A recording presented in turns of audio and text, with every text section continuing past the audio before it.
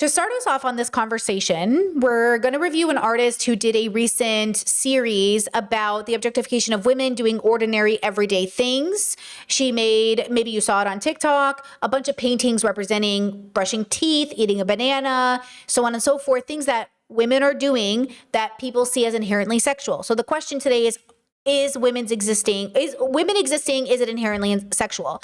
To start us off with the conversation though, before we get into that, I want you to watch this debate between Andrea Dworkin and Jim Haynes about pornography. This is 1988, and this is just to prepare us for the conversation. Failed miserably to fulfill the promise of an egalitarian world in which women were not sexual tools. The sexual liberation of the 60s has ended up in what in the United States is a $10 billion a year pornography industry in which women are sold like so many pieces of dead meat. And it seems to me... I think what one person calls pornography, another person calls erotica.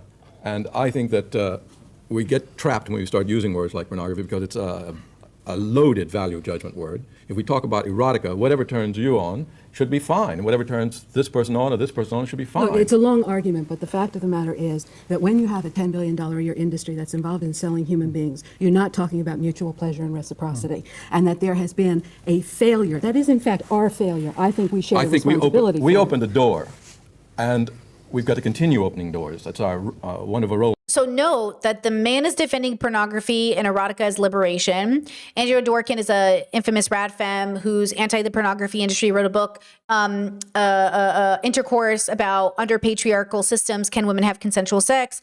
And then there's actually a trans woman on the panel too who's about to speak up. And I just want you to pay attention to that this has always been happening. Like, trans people and gay people have always been in the closet in some areas and also in media and others.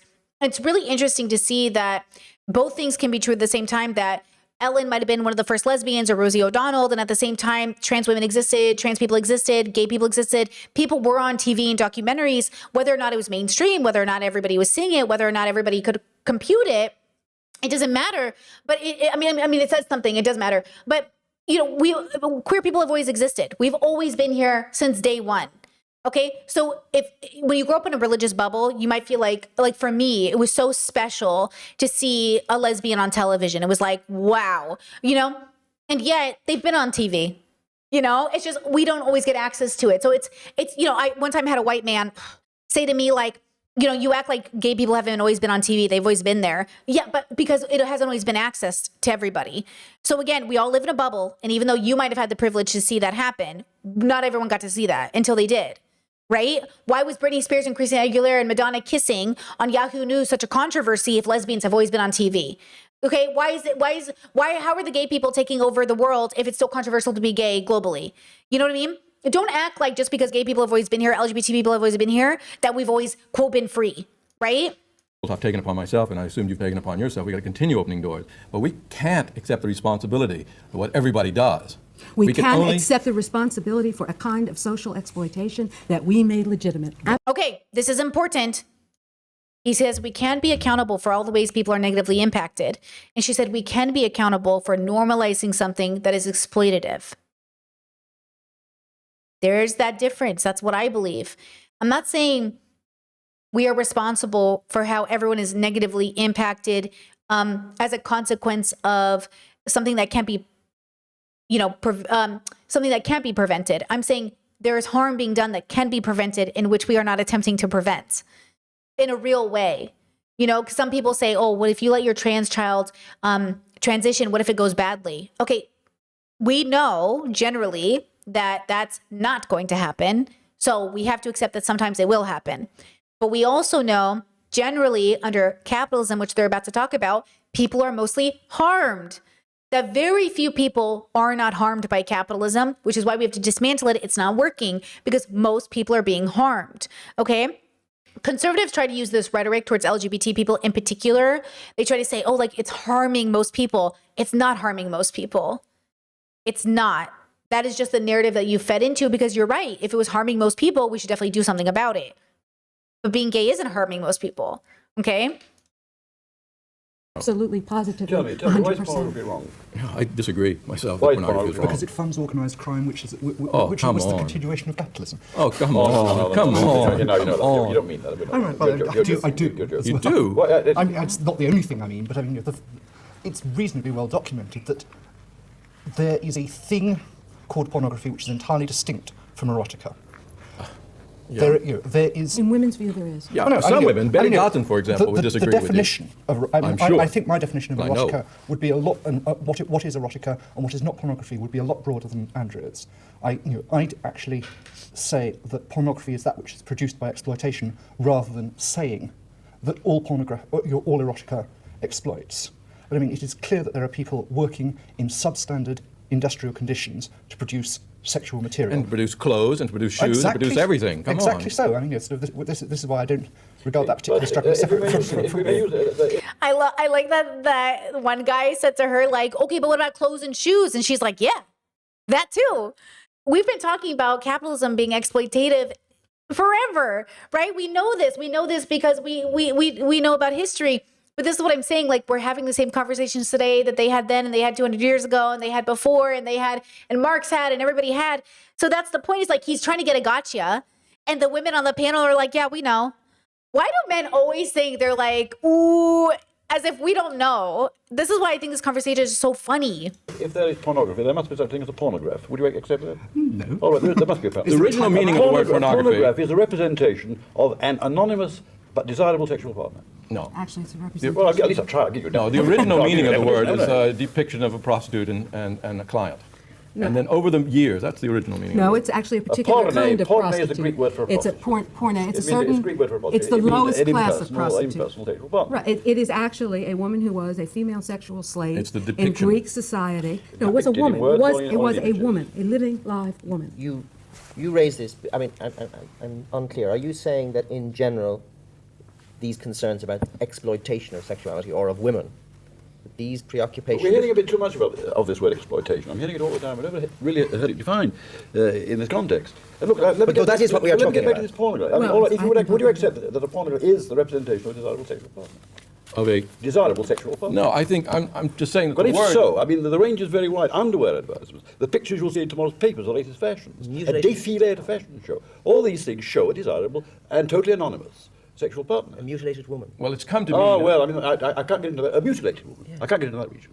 But- I'm just incapable of getting into that region. But we live in a world that includes that region. Well, I'm too innocent to live, probably, but my Well, notion I of wish- my notion I, of porn is a very I sense the very reference clean to the one. US $10 billion industry referred to Yeah, I mean, examples of pornography. For me, it which are shows that people are interested in sexual images, and they're interested in it to the extent that they're willing to pay X amount of money for it, and that shows something. It shows that they are craving something, and rather than just immediately dump on it and say it's bad, I think we have to start asking why they need it. What the questions are more other than just damnation. No, but my Okay, so, stop there. Okay, so this part is interesting. He says, instead of just condemning it, it's obvious that people want it. As if Andrea and all these people haven't already done the research, as if Andrea's work doesn't have statistics and proof that it isn't working. Now, again, I'm anti the pornography industry, personally, because I think it's run by patriarchy. I'm not anti nude work, sex work, adult work in general, right? I think adult spaces are for adults. Do I think 90% of the people who engage in adult work as the customer suck? Yeah, because they're badly trained men through patriarchy. Like, I think in a world that was, quote, women, femmes, whatever, we would have sex work. It would just look different and be different. And that we know that because so many sex workers, there are feminist porn companies, there are feminist industries. They don't do as well. They don't make as much money because they're different. I also think that the dilemma is, and this goes into the series we're about to watch, is that when you are brought up differently under patriarchy, when you're deconstructing it, when you're free to exist in a different kind of space with it, you have different options. So when I was on that Debate Bro panel and I was trying to explain to them that in Seattle, there's a nude parade and there are families, it's a family event, the nudity isn't sexual, it's a celebration, it's for the solstice. And they were like, that's impossible, that doesn't happen. I was like, no, it does happen. It's literally a part of the culture. And people were calling up saying, Brittany's lying, I live in Seattle, there's no such thing. It is literally a thing. Okay, it happens in Gasworks. It's called the Solstice Parade. It is literally a thing. I used to run into my nanny families when I was there. It's a very Seattle thing, okay? Just because you don't know what's happening doesn't mean it doesn't exist. And that's why I say we all live in bubbles. You have no idea what's happening in your own city because you're just not a part of the bubble. You're not part of the culture. And I love that I nannied babies professionally as a living. And I love that they went to those events. And I love that if we ran into each other, maybe it was a little awkward from a working standpoint, but it wasn't awkward because I was naked or there. It was just like, oh, your coworker, but it was so nice. It was so safe. It was so community run.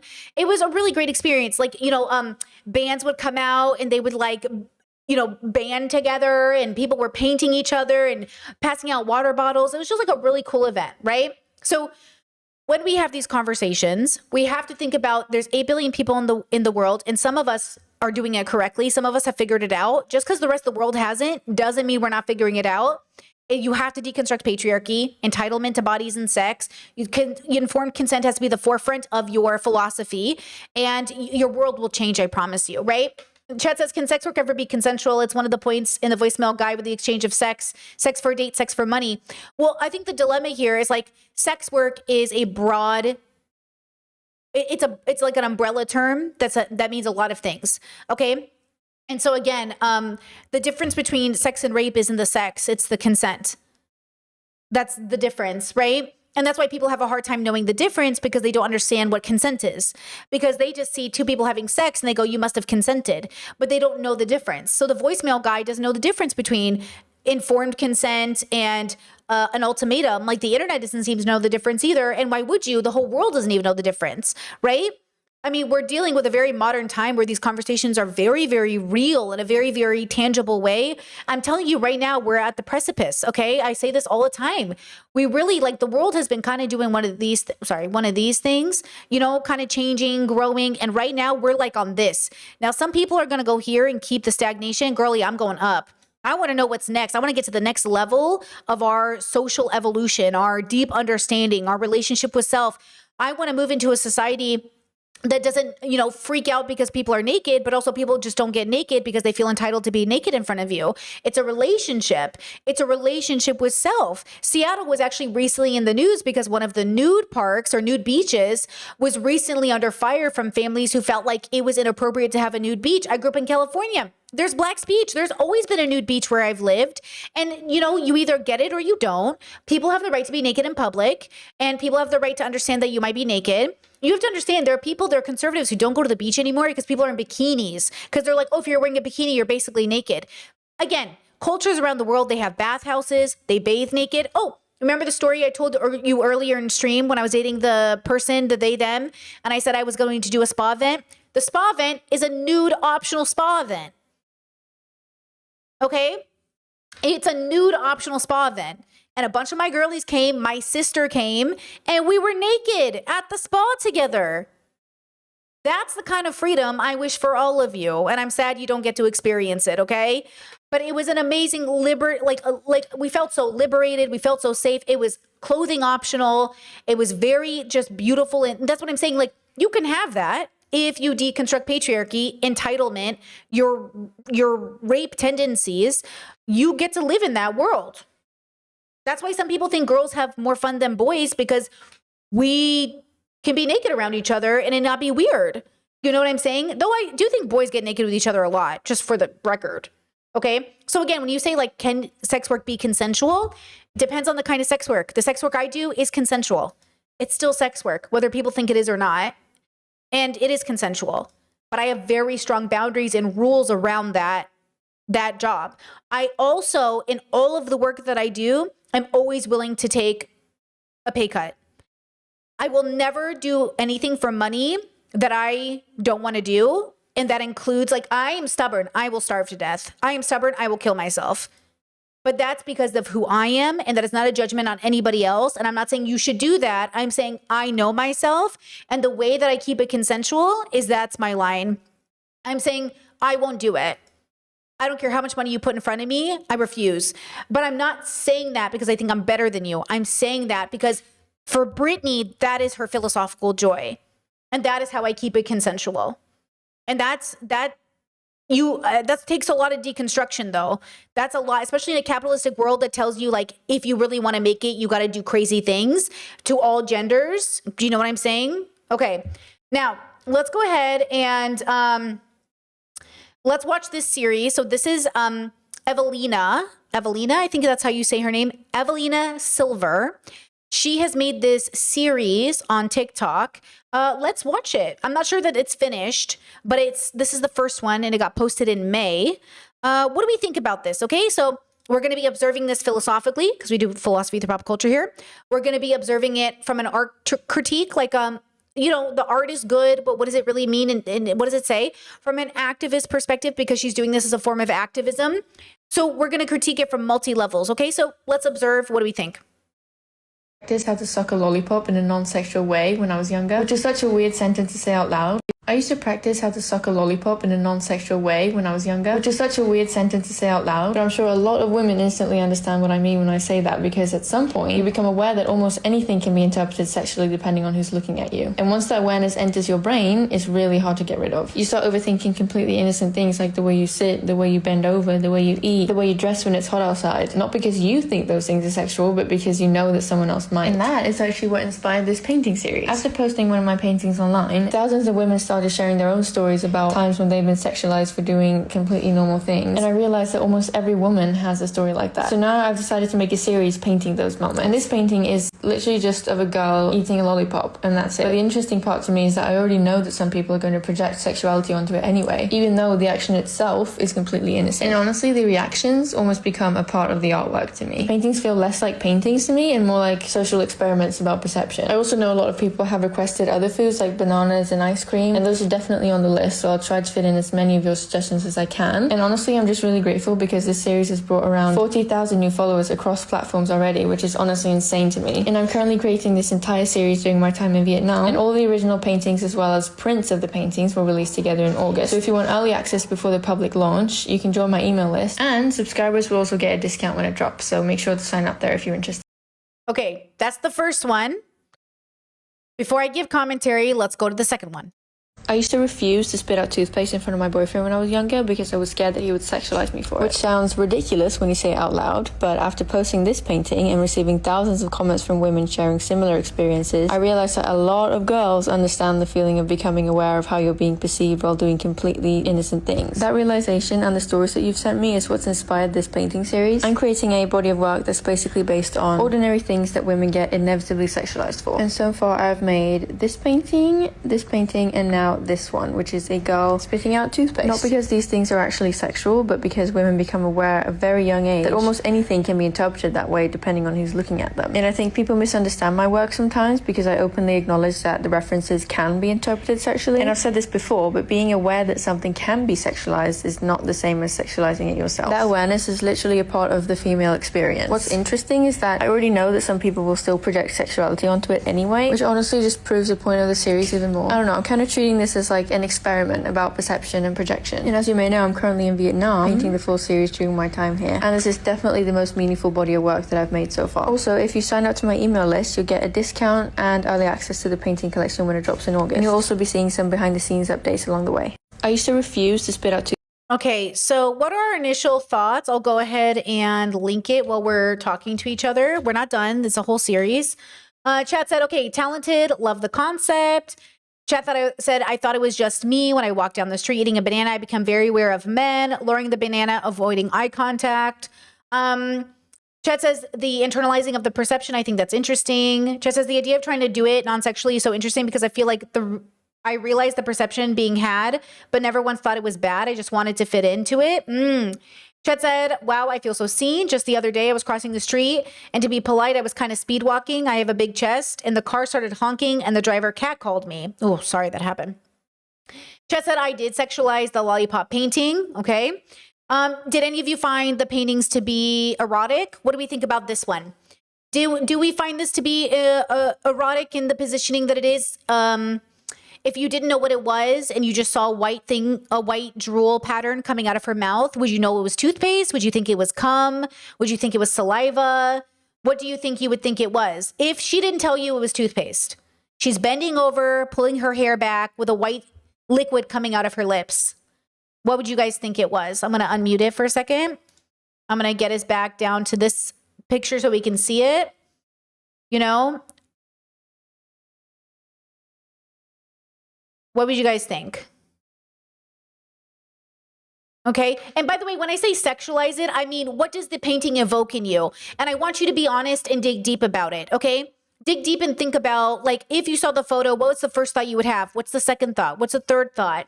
You know, like, what are you seeing? What are you, because right now you've already been, I've already fucked up your brain. I've already taken your agency away from you. You have no free will now because I already told you what the series is and she already told you. So now you're going to overcompensate and think, oh yeah, I definitely wouldn't think anything sexual. But is that true? Because now she's already put it in your brain that if you do, you're bad. So just introspect and ask yourself, okay, did I see anything sexual? Did I not? Did I feel, would this be on my wall? Would it, if a child saw this, how would the child see it? You know, so it's really hard because every piece of media you see will then convince you of how to have the relationship with the media. So it takes a lot of introspection to sit there and think about it and go, hold on, how do I really feel about this image? What is this image saying to me? If I saw this at an art gallery, what would be the assumption of this painting? What am I getting from this painting? What am I thinking about this image? What does it evoke inside of me?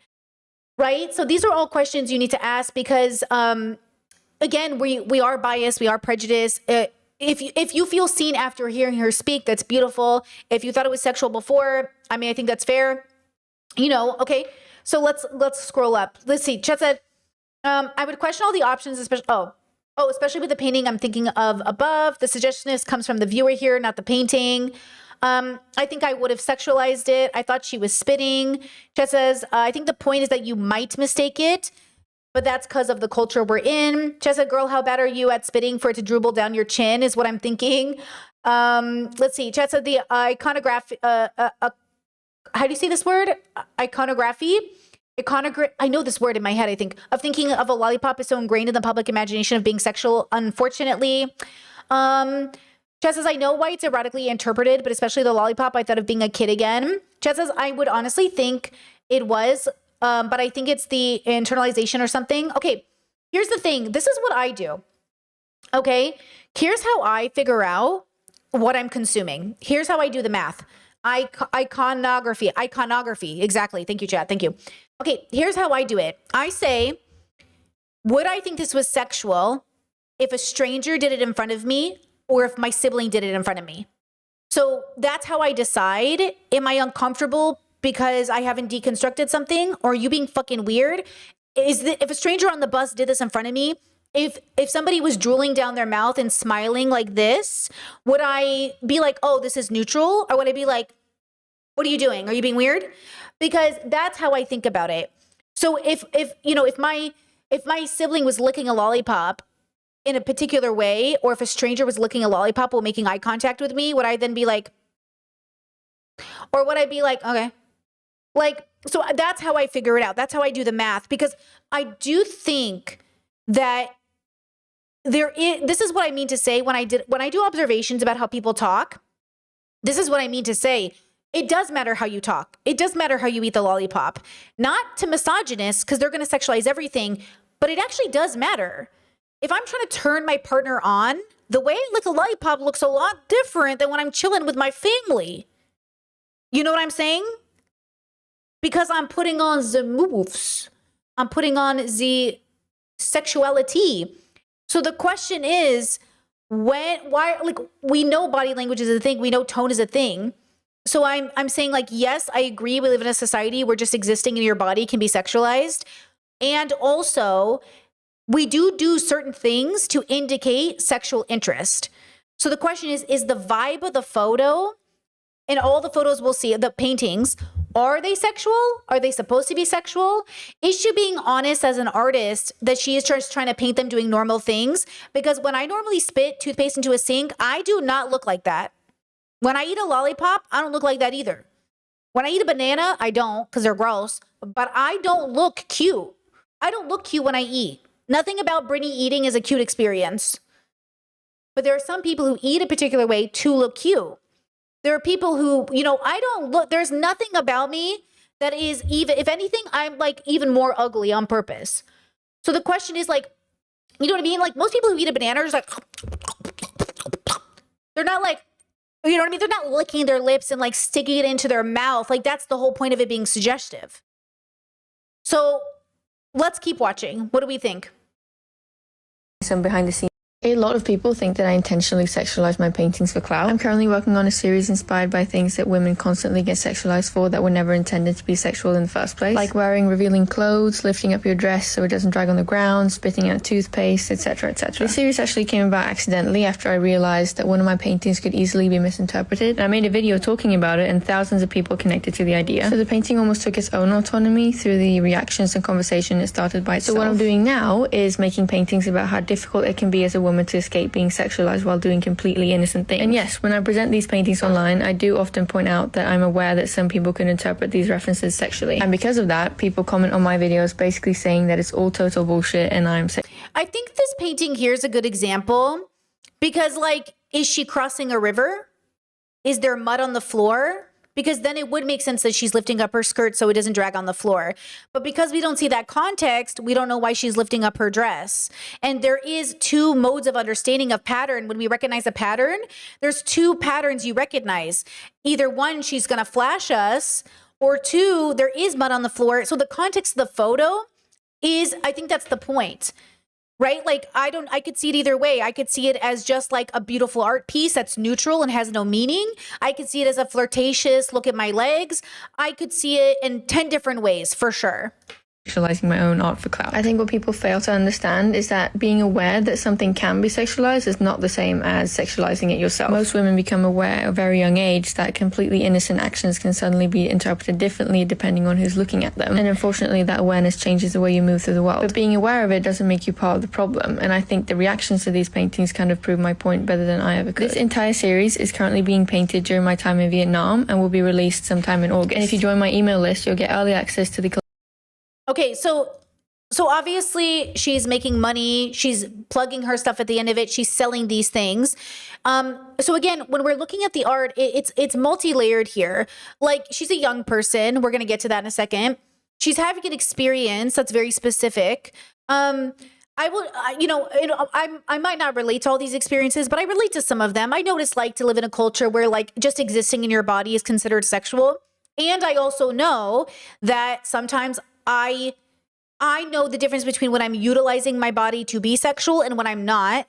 And the question is, do people believe me? So I think there's a multi-layered thing here. So I do relate to what she's saying. Maybe not with every example, but because again, when I eat, I am not cute. Look, I've never eaten a lollipop and someone thought it was suggestive. Okay, I'm an ugly lollipop eater. Okay. But I have just existed in a bikini and people are like, oh, you're sexualizing yourself. And I was like, okay, but then I've also bent over in a particular way in order to sexualize myself because I was flirting. I've also bent over in a neutral way, not sexualizing myself. And I've been lectured for both. Right? So relatable and interesting, you know? Okay. Collection and I remember being scared of lifting up my dress so I wouldn't step on it because I was scared that people would sexualize me. Ever since my last painting got interpreted as something sexual, I've been getting hundreds and hundreds of comments from women talking about times where they've been sexualized while doing completely innocent and normal things. And honestly, I think a lot of women relate to that feeling more than people realize. I'm in Vietnam right now focusing on painting, and because of the heat, I basically live in tank tops and shorts and dresses, whatever makes being outside bearable. But even then, there's this awareness that the more skin I'm showing, the more likely I am to be sexualized. And that's kind of what this painting is about for me. The girl in the painting is just holding up her dress so it doesn't drag on the ground while she walks, which is completely practical and normal, but it made me think about how often women's actions stop being seen for what they actually are the moment that people start sexualizing them. I've noticed a lot of people confuse wanting to feel comfortable in your body with wanting sexual attention, when those are two completely different things. Wearing less because you're overheating isn't an invitation, and lifting up a dress so you don't trip over it isn't a performance. So this painting is less about just a pretty dress and more about the inability to fully escape sexualization as a woman. And I hope that this series of paintings can kind of prove my point for me. This painting, along with the rest of the work that I'm Now, Chad says, I think maybe it's related to the fact that she is self-conscious of the perceived sexuality of these actions, and it's coming through her art. I think so too, a bit. Because to be honest, and this is the part of age and getting older and having a different relationship with your body. To be honest with you, like when I go to my art and I go to my photo shoots and I go to the work that I create, like as an example, this picture here, this first picture, I personally, it's hard for me to see that as very sexualizing so much as like a costume. But I think I can understand why people would sexualize it, but I can also understand why people would see it as art. But I also know that these ones are definitely not sexual. Like these ones interpreted as sexual would be crazy, right? Like these ones being interpreted as sexual doesn't even make sense because like there's nothing happening. But it could be interpreted as sexual because of the way that I stand or the way that I am posing for this art. Like this one, my boobs are kind of out, but I'm obviously just waking up. My hair's not done. I took a photo. But then this one here, maybe they'll just say, oh, like you're, whatever. Then there's like these booty photos that are the butt's the focus. And people might say, oh, you're trying to be sexual. Like this one here is one of my favorites. Obviously it's even prettier uncensored, but I would say that it's less sexual and more about the work of art. I would argue that in my head, her spitting toothpaste into the sink is more sexual than my naked body in this photo. My brain reads her painting more sexual than my Instagram photos in this nude one. And it's because of the whole social context together. And that's why I'm like, oh, that's interesting that that's the decision you made as a feminist statement or / as a statement against sexuality. Because like I couldn't make that art without it being sexualized because I wouldn't know how to make a painting of me drooling from my mouth unless it was like, oh, the image was like blood or a vampire, and even vampires are sexy, so that's not a good example. But like for me, my brain reads power, dominance, aesthetic, art as a figure. But again, I can understand why people would see it as sexual. But then it doesn't feel that way to me. But I can see too in her art where she's like, this isn't sexual to me, and why people might read it as sexual. So you know what I'm trying to say? Like, it's interesting when we think about creating as an artist. Like, you know how I sometimes say to you, like, I couldn't do what this creator is doing without it being this way? That's what I mean. Like, I couldn't paint a photo of me drooling out of my mouth without it being sexual, probably because I actually, as an autistic girly, have sensory issues around toothpaste. So if I in the morning had toothpaste drooping down my face, I would vomit. So I have such bad sensory issues, I can't associate toothpaste with sexuality at all. It is the worst part of my day. I hate doing it. I hate my mornings and evenings because of it. It ruins my whole fucking morning and evening every time I brush my teeth. I literally dated a girl once who made it her mission to learn how to brush her teeth without making sounds because I'm so sensitive. When we're watching TV shows, I have to turn around if someone's brushing their teeth. I can't look at it. I can't watch a TikTok. If my partner's like, hey, watch this TikTok. Oh, I'm sorry, they're brushing their teeth. I can't watch it. If I smell toothpaste on my partner's breath, I go, please don't breathe at me. Gross. Like, it makes me physically nauseous. So my brain can't help but interpret her art, that particular photo, as something more sexual because otherwise it's either sexual or vomitous, but the girl looks too happy to be there, so it must be sexual. Because why are you so happy to be drooling out your mouth? You know what I'm saying? So that's just like an insight to like this idea of like how our brains interpret art differently, right? Chat says, I had to get what you meant, questioning whether it's bad faith because the dress looks short enough to not have to pull it up, let alone high enough, but maybe it's an issue with conveying fabric gathering. And maybe it's that she's young and maybe she has a really good idea, but maybe she hasn't figured out how to make it really like obvious. Because yeah, I mean, look at this dress. It doesn't even look like a long dress. And she's lifting it so high up, like, if there was water here, like if I saw water at her knees, I'd be like, oh, lift up your dress, girl. But there's no water in the photo. There's no reason for my brain to think that she's not about to show us her. If the photo was a woman walking in a field, I'd be like, art. And this is art, by the way. I don't want to take that away from her. It's beautiful. But yeah, like it's confusing to me as a photo. If I didn't have her context, I would just think like, oh, it's like a girl holding up her dress, but I wonder why she's holding up her dress. Like, I don't know why she's holding up her dress. So interesting. Okay. Love the art though. Very talented artist. Happy to look at the series together. I used to be scared of spitting out toothpaste in front of my boyfriend because I was scared that he would sexualize me. Okay, this is a good part of it too. I've never been afraid to be sexualized by my partner because I don't know what that means. Do you mean objectified? Do you mean like dehumanized? Because like, when she says like, I was afraid to spit because I didn't want to be sexualized by my own partner, like that's deeper trauma, right? That's what the series is about, right? This is about deep trauma. Because like, what does that mean? And like, I would love to know more about that. I'm Evelina. I used to be scared of spitting out toothpaste in front of my boyfriend because I was scared that he would sexualize me. I'm Evelina, and I'm the artist behind the painting that kind of ended up looking like a shot from a porn video. The painting has received quite a lot of attention, to say the least, the past couple of days. I have no idea what I'm talking about. I'm a Swedish 19-year-old oil painter living in Vietnam for about 3 months, trying to create as much art as I possibly can. My friend Brooke, who's also on this trip with me, bought a pair of new sunglasses, and I just had a vision for a painting with them. When we did a photo shoot, I just chose that specific picture because I thought it looked cool. 5, 6, 7 hours into painting it, I realized that it looks like a shot from a porn video. It really frustrated me because obviously as a young woman I deal with a lot of sexual... But the photos don't look the same. That's why I'm saying it's interesting. She drew a completely different photo. Her picture of her friend does not look like the photo she drew, does not look like the painting she drew. It's amazing. Like the slightest little nuance can change the way something is perceived. The slightest little way that... This is why when people say, like, with the voice note guy, they're like, wait, what are you hearing that I'm not hearing? It's the slight little subtle things that you hear in a man's voice that tells you, like, oh, he's doing something bad. Something bad's about to happen. The slight little subtle thing. So, like, that's what's interesting about perception and understanding is, like, I wonder if she's understanding that, like, you didn't draw the same photo, though. The energy is completely different. Realization and all the other things that... And I, by the way, I really like her. I'm for her. I don't know much about her yet, but I'm not saying this as a critique of her. I'm saying this as an observation for all of the bad art that I did in my life, thinking I was doing something amazing, but only to realize in hindsight, like, I didn't have the wisdom to understand what I was even trying to convey. So this is a part of the art process. So we love that she's working through it. Come with being a young woman. Just felt like I was once again dealing with the constant sexualization of innocent things. And I thought about it for a bit and I realized that this is a really powerful way to present a painting that didn't really have much of a meaning to me before. I'm not really worried about people misinterpreting it as an explicit photo because it kind of just proves my point. I named the painting, or maybe you're just dirty-minded. When someone asks themselves, is this a picture of a girl giving a...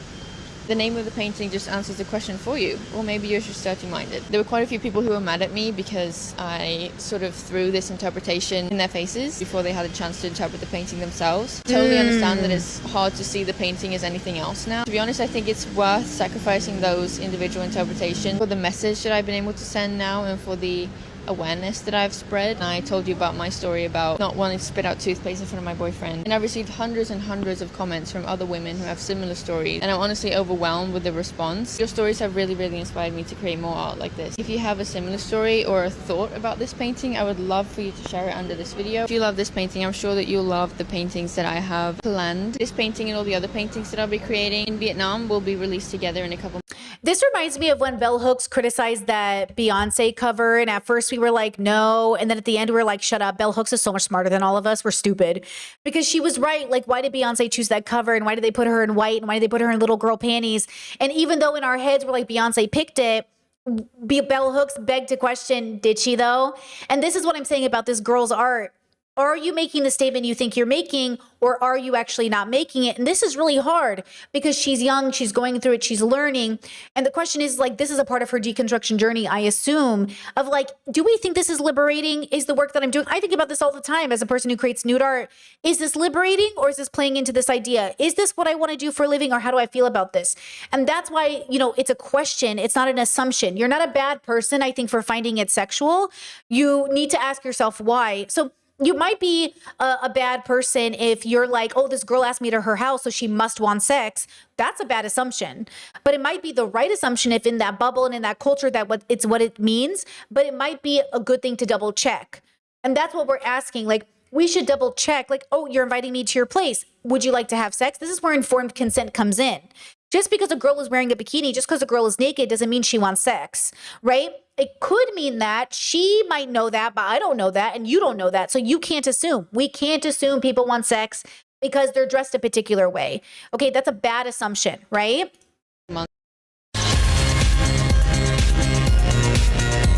I remember being afraid of spitting out my toothpaste in front of my boyfriend when I was younger because I was scared that he would sexualize me. I accidentally painted something that kind of looks like a screenshot from a porn video, and it's made me think about how often things get sexualized. At first I just thought the photo looked cool, but after staring at it for hours when I was painting it, I realized that the photo can be misinterpreted as something It's because of the way see how she drew it at the angle down?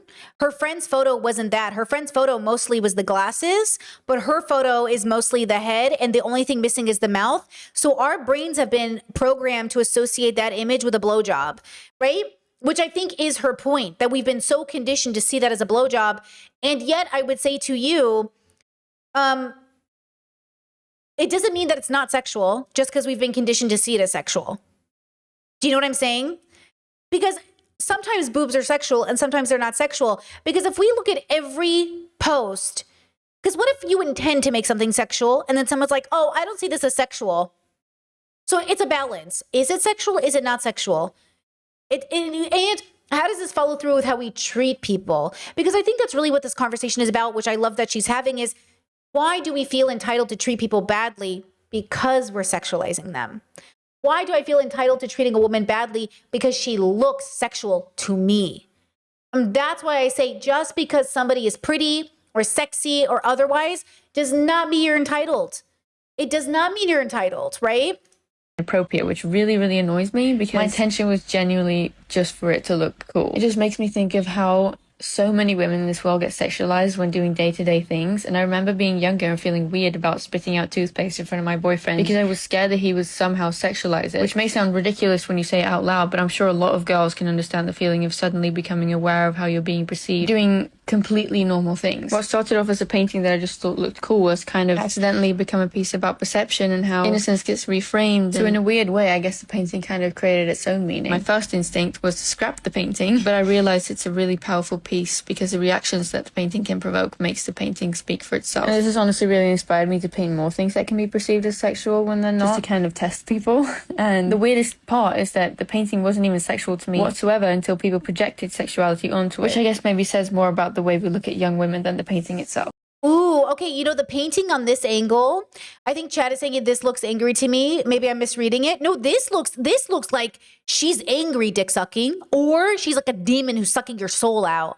Ooh, now she looks like powerful and toppy and angry. Now she looks like she's going to suck your soul out, bro. Which honestly, I kind of like the interpretation better. I like that she's not docile or innocent looking. I like that she's like, I'm going to fuck your shit up, bro. I kind of like it. It looks like she's about to tear a dick off, which, you know what I mean? Like, okay, I kind of like her angry.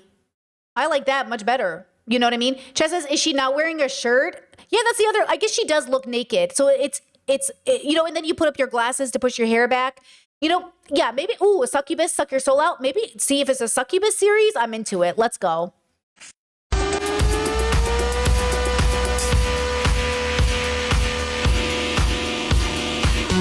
Okay, wait, I like that she took pictures. Let me see here, though. Okay, yeah, so she's doing all these photos.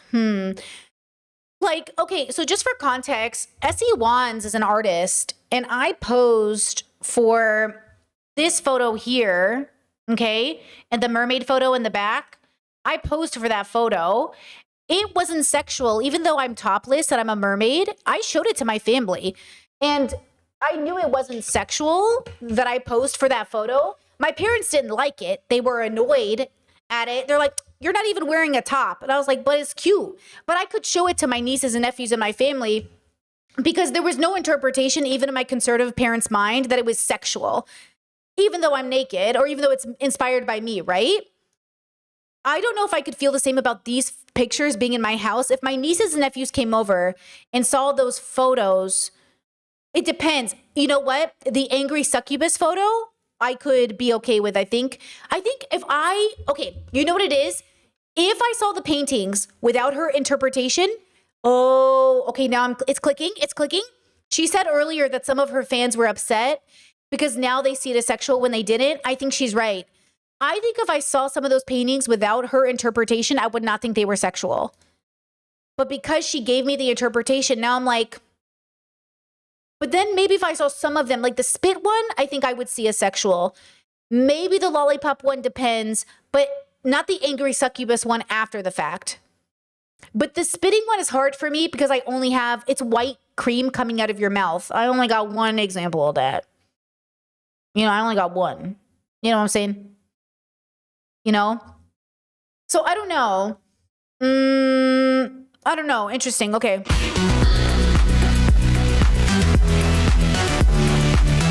Yeah, this one I would question. I'd be like, is it a blowjob or isn't it a blowjob? I think it's okay to ask the question because I think it's a fair question. Is it a blowjob? Is it not a blowjob? I think it's okay to also say it's not a blowjob. You know what I'm saying? I think it could be either.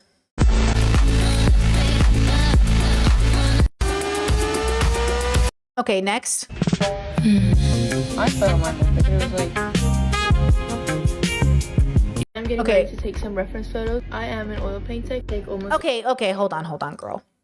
I am an oil Okay, now, hold up. painter. Take almost all my take some reference photos. I am an oil. Okay, come on now.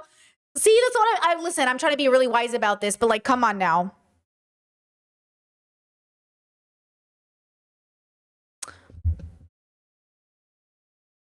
As a girly who's done that, let me just tell you, as a girly who's been that girly, okay, Painter. Take almost all my reference photos with this camera, and we'll see which ones end up on a canvas and which ones don't. So I didn't have much of a plan going into this, to be honest. I just know that I wanted to do something with these sunglasses that my friend Brooke bought. I'm kind of into like trashy, overexposed flash photos at the moment, which is kind of what I was going for as well. But here's a sneak peek of some of the photos. I just need to pick out the canvases and figure out which of the pictures that I want to paint. I'm getting ready to take some yeah, she's funny. She's funny. She's funny. Like she's going through it. You know what? I get it though. I like it. I like her. I think even the trashy, like she used the word trashy, right? Like the grungy girl, it is giving like sex doll. It is giving daddy issues, right? Do you know what I'm saying? You said, but Brittany, could it be that she is trying to desexualize what is normally perceived as a sexual act? Well, I don't know, girl. Why are we both kissing a water bottle together between our lips? Come on, guys. At some point, it's okay that, guys, sexuality is not wrong. Being sexual is not bad. It is okay for certain things to be sexual. So, like, you know what I'm saying? Like, I think there has to be a point. Like, if you put your fingers in my mouth, like, the context better be clearly not sexual. Like, it's not always sexual, but sometimes it's sexual. It feels like we're like denying the fact that like everything is tonality, everything is real. Like we know when a man is looking at us sexually because he's doing different things. So I'm saying like we need to think about it. Chesed is kissing sexual. I feel it's dependent. Everything is dependent. I mean, sex isn't always sexual, right? Like it depends on the context. That's why guys, I'm not going to do it on stream, but you know for a fact that if I was sexualizing myself on stream, it would look a particular way. I would look at you a certain way. I would talk to you a certain way. My voice inflection would be different. The way I looked would be different because the brand is different. Sexualization is a brand as much as it is anything else. I'm saying okay, so here's the thing. Going back to categories, we know some people are very bad at knowing when people are sexualizing themselves in order to be sexual or flirty. We know people struggle to know the difference between she's wearing a bikini and she wants me. So the commentary should be about, I understand the commentary is about those people, but also what happens when you're in the other part of it, which is like, am I not supposed to see this as sexual too? Is it just the dirty old men that aren't supposed to see it as sexual? What about me? Because, like, what am I supposed to do with this photo? What am I supposed to do with this? I understand, like, we don't want the dirty old men to be gross about it, about me being naked or about me existing. But, like, what is this? Is this one of her non-sexual videos too? What's the circumstance this is happening? That's what I'm confused about. Like, are the gay girls also supposed to? Chet says sometimes girls are just being sexy in a silly way. Where it's unserious, speaking from experience, you know? Yeah, but then it's still sexual. It's just safe sexual. Yeah, but like what's wrong? Do we not see the difference between the commentary and the imagery? Do you know what I'm saying? I agree that sometimes girlies are just sexy for fun, but it's still sexy. Do you know what I'm saying? It's still fun. It's still sexy. If I'm making out with my girlfriends, we're still being sexy. You know what I mean? Maybe we're having fun. Maybe we're whatever. You know what I mean? I agree with you. Like I'm very, guys, I am so like, I've done everything under the sun. I know. I also know that like when we're depicting art, when we're depicting branding, listen, it's also because I'm a YouTuber and branding is everything. Okay, if we know Republicans look a certain way, are we saying that sexuality doesn't look a particular way generally? Do you know what I mean? So I agree that disgusting old men or disgusting perverted men will just see a girl existing and be like, oh, she's so sexual. That's gross. But when do we get to say our partner's looking sexy? Or because you know what? Listen, do you know what hurts my feelings more than anything? When I dress up sexy in lingerie and my partner doesn't react because they're on the A spectrum sometimes. And I'm like, I dressed up. I'm in heels. Come fuck me. You know what I mean? Like, what are we doing? That could hurt my feelings. And I'm like, and I have to be like, and I'm saying, like, there is going to be a point in which we can't sit there and say, like, nothing is sexual. Some things are sexual. I'm trying to be sexy, you know? And then some things aren't sexual and it's like, you're being weird, okay? So I think there's a line here where her art can be sexual or it doesn't have to be. But to say that you're wrong for seeing it that way feels very weird to me because, like, what is this? But not in the Republican conservative way where it's like, this woman's wearing lingeries, right? Chad said that hurt your feelings. That's sad because that might be me in my might be me in a relationship or likely would be.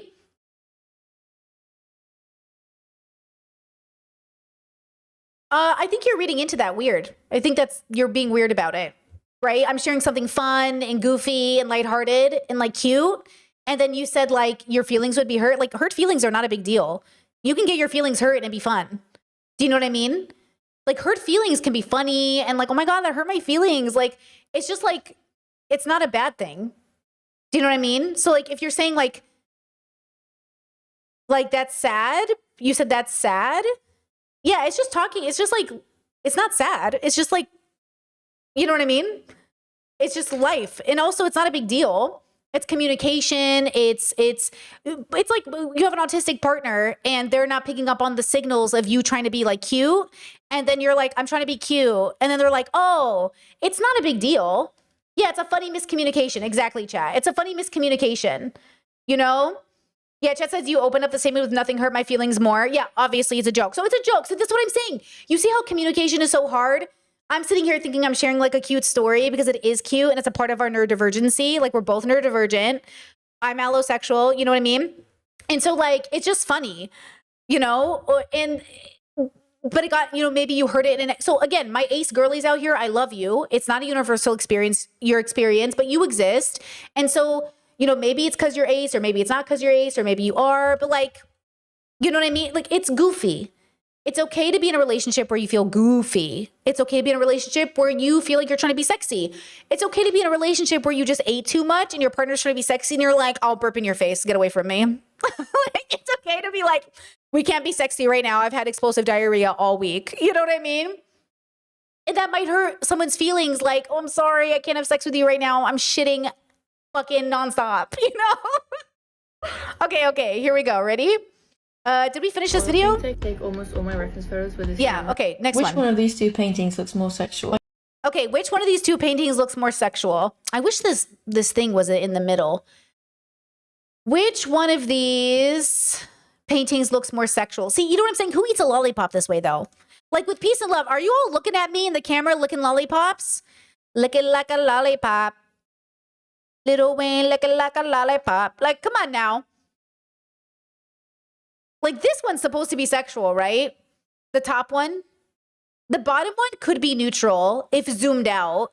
But the top one, like, girl's making eye contact. You know what I mean? The girl's making eye contact. So let's see what she says. I guess is that most people would say this one, but my question is why? Is it the angle? Girl, don't play stupid with me.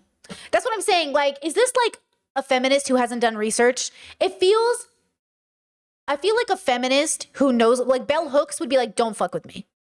Do you know what I mean? Don't, I'm not stupid. It feels like a young feminist who has not deconstructed patriarchy. Don't piss me off. Okay?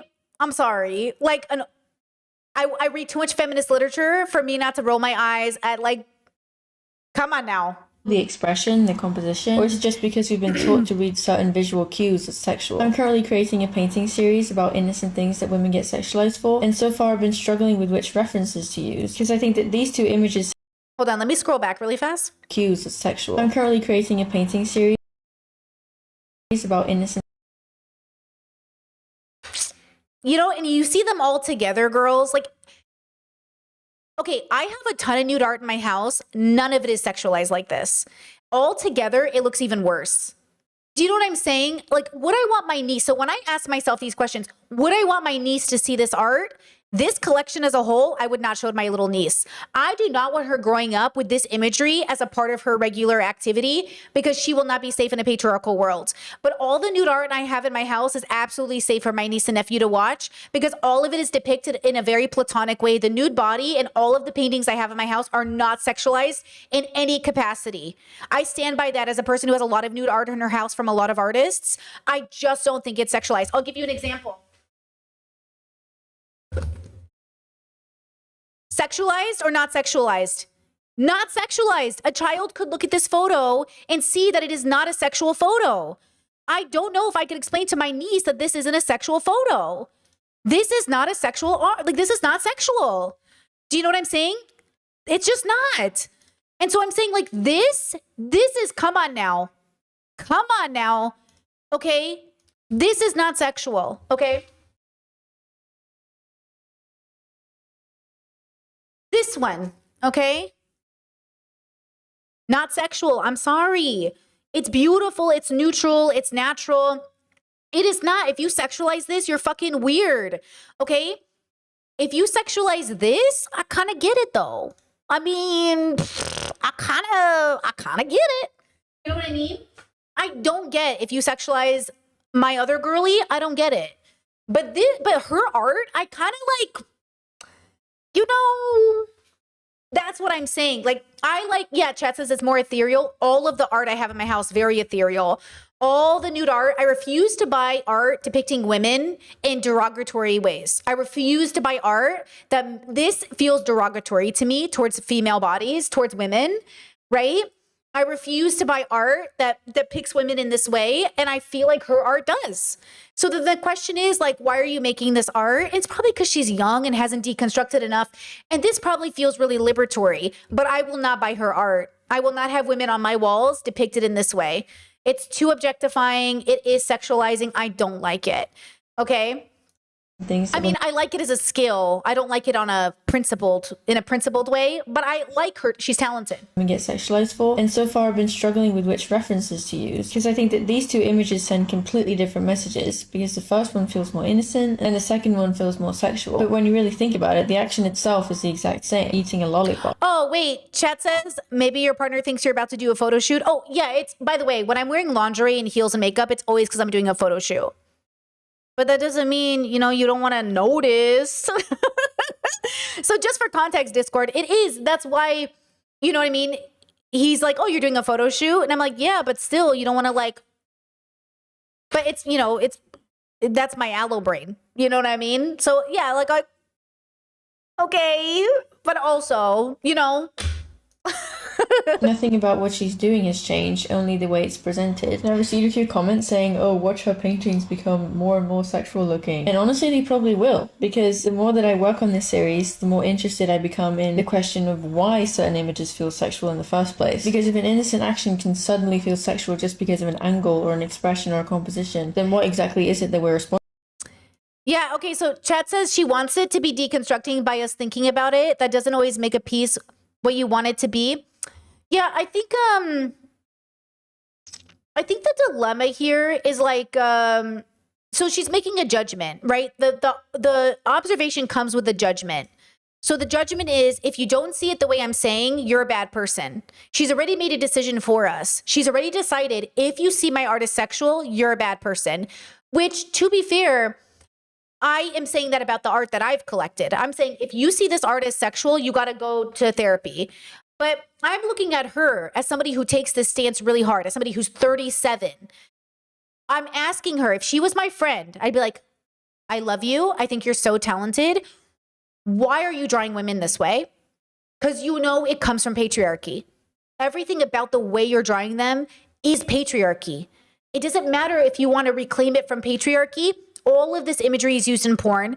All of this imagery is part of branding. It doesn't matter that you're saying, well, society is made to think it is this way. It is this way. It is this way. It just is this way. because it's like white supremacy or anything else. Just because we want to live in a world where people don't see color doesn't mean color doesn't exist. So you can live in a la la land where you're like, I just want to live in a place where nobody notices that my body is a particular way or skin color doesn't exist, but it does. And so you have to think about that. And that's what I'm not getting from her art. I don't see an awareness, a self-awareness that this is how people have been conditioned, and you can't just take it away. It's thousands of years of conditioning. To. Part of me wants to paint the more innocent references because if people sexualize those, it proves my point of the series more clearly. But another part of me is drawn to the references that already feel slightly sexual because you can start asking a different question, which is at what point does something become sexual? Is it the action, or is it the angle and the framing and the expression and all the cultural baggage that we bring with us when we look at it? I genuinely don't know which approach is more interesting. If my sister sent me a photo of her licking a lollipop like this, I would call her and say, hi, did you have a stroke? Why are you sending me a photo of you licking a lollipop like that? If my sister sent me a video licking a lollipop and be like, hey girl, so today I did this, this, and this, I wouldn't think about it. Because it's not licking the lollipop, it's how you lick a lollipop. It's not how you look at me, or no, sorry, it's not that you're looking at me, it's how you're looking at me. It's not what you say, it's how you say it. That's what I'm saying. Why are we pretending that we're not social creatures that use communication tools and this is communicating something? Why is she acting like, oh, this is just how everyone eats a lollipop? Nah, girl, that's not how most people eat a lollipop. No, people do not eat a lollipop like that, okay? I guess one tests the viewer and the other tests the image itself. So I'm curious what you think. Which painting would make the strongest statement? Also, this entire series is currently being created during my time in Vietnam and will be released. Look, she's doing amazing branding. The series is going viral for a reason. This girl is great at branding. She's great at marketing. She's going to make a lot of fucking money. I'm proud of her. But doesn't this feel so perfect for capitalism? You know what I'm saying? There's something here that just doesn't feel truly like she's understanding the topic at hand. And how could she? She's working through it in real time. Listen to me. I've made a lot of cringe activism art. I've made a lot of cringe posts. I get it. But that's why we have to understand. I think that what's interesting is how many people are like jumping on it. Like, this is so amazing. Is it amazing? Or is it a young woman trying to figure out patriarchy and she's not quite there yet? Do you know what I'm saying? It is amazing. It's very beautiful art. But who's buying it and who wants it in their house? How many men are going to buy this series? You know what I'm saying? Like, again, it's fine as an art. I'm not criticizing her. I'm criticizing the audience's ability to jump at this is liberation. It's giving white woman feminism. That you think a woman doing a slut walk or taking off her clothes is automatic feminism without the deconstruction. It's like assuming that porn was liberating. I used to think porn was liberating and feminist. And then I'm like, wait, porn's not liberating and feminist. And she's saying, why are you sexualizing something that's an everyday thing? But nobody eats a lollipop this way. Nobody's out here eating a lollipop this way. I think the art would have been more powerful if it really wasn't in any way a reminder of porn. And if it showed maybe a man in the background looking at it like it was sexual. Like if the painting was of a little girl on a playground eating a lollipop like a normal little kid, and then a man in the background watching her, we could be like, oh, gross. Or like the gaze of an audience. Then I'd be like, oh, this is powerful. But what I see is kind of a denial of something. Like, I see like sort of a denial of the adults communicating consensual sex in a way that is going to look like this. So it's confusing, I think. In August. So if you'd like to follow the project, my email subscribers will get early access. Okay, At what point do you think dressing for the weather becomes asking for attention? Okay, when is a bikini inherently sexual? Okay, great question. I'm currently in Vietnam, and honestly, some days it's so hot here that I genuinely cannot imagine wearing long sleeves and pants outside. So I wear shorts and tank tops and dresses, and if I'm going to the beach, I wear a bikini. This is number 6 in the Dirty Minded painting series. Okay, this is a series about innocent things that women get sexualized for. And this one actually feels a bit complicated because I know that some people are going to look at this and think, well, obviously it's sexual, she's wearing a bikini and showing off her body, blah, blah, blah. But if that's true, then why do we wear bikinis in front of our entire families? And why do children wear them? Well, they don't. In a lot of cultures, they don't wear them. I wasn't allowed to wear a two-piece growing up. Kids were not allowed to wear a two-piece growing up. I think that's wrong. I think you can learn to wear a two-piece in front of your family and not be sexualized. I think it's how you act.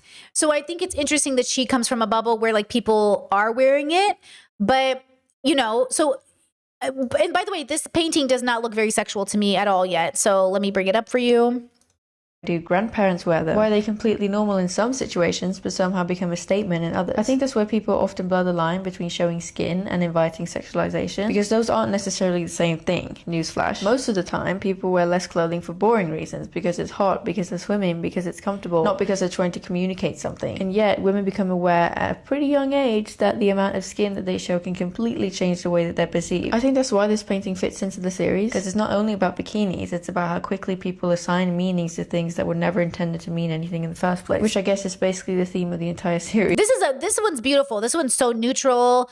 This one is so different. Like this one actually does feel very neutral. You know? Jess says, does this verge into choice feminism? I'm not sure. That's a good question. But I love this bikini photo. It's so, if the whole series felt like this bikini photo, I think I would vibe with her. But the other ones feel very different. You know what I mean? It feels very different. So it's interesting. Okay, interesting. The full collection will be released for purchase in August. And yes, there will be... Okay, let's see. Chat recommended, let me see. Hold on. Chat recommended, oh, I missed it, girl. You said something about fire or something. You said, oh yeah, Sabrina Carpenter album has no plausibility deniable. So what about the Sabrina Carpenter album? What was that album? I did not like that album, For the State of the World. And people were like, you're just sexualizing. You're being weird. You know what I mean? Like, come on, bro. Again, it's about reading the room. Now, I understand there's going to be a red pill man who says, Brittany, don't you literally do sex work? Okay, and? There's an ethical way to do sex work. Ask me if I'm doing it ethically. Right? And that's the question. Chad says she should be allowed to wear whatever the hell she wants without worrying about being perceived, including a Nazi tattoo or a Nazi shirt. Could she wear a swastika without being perceived?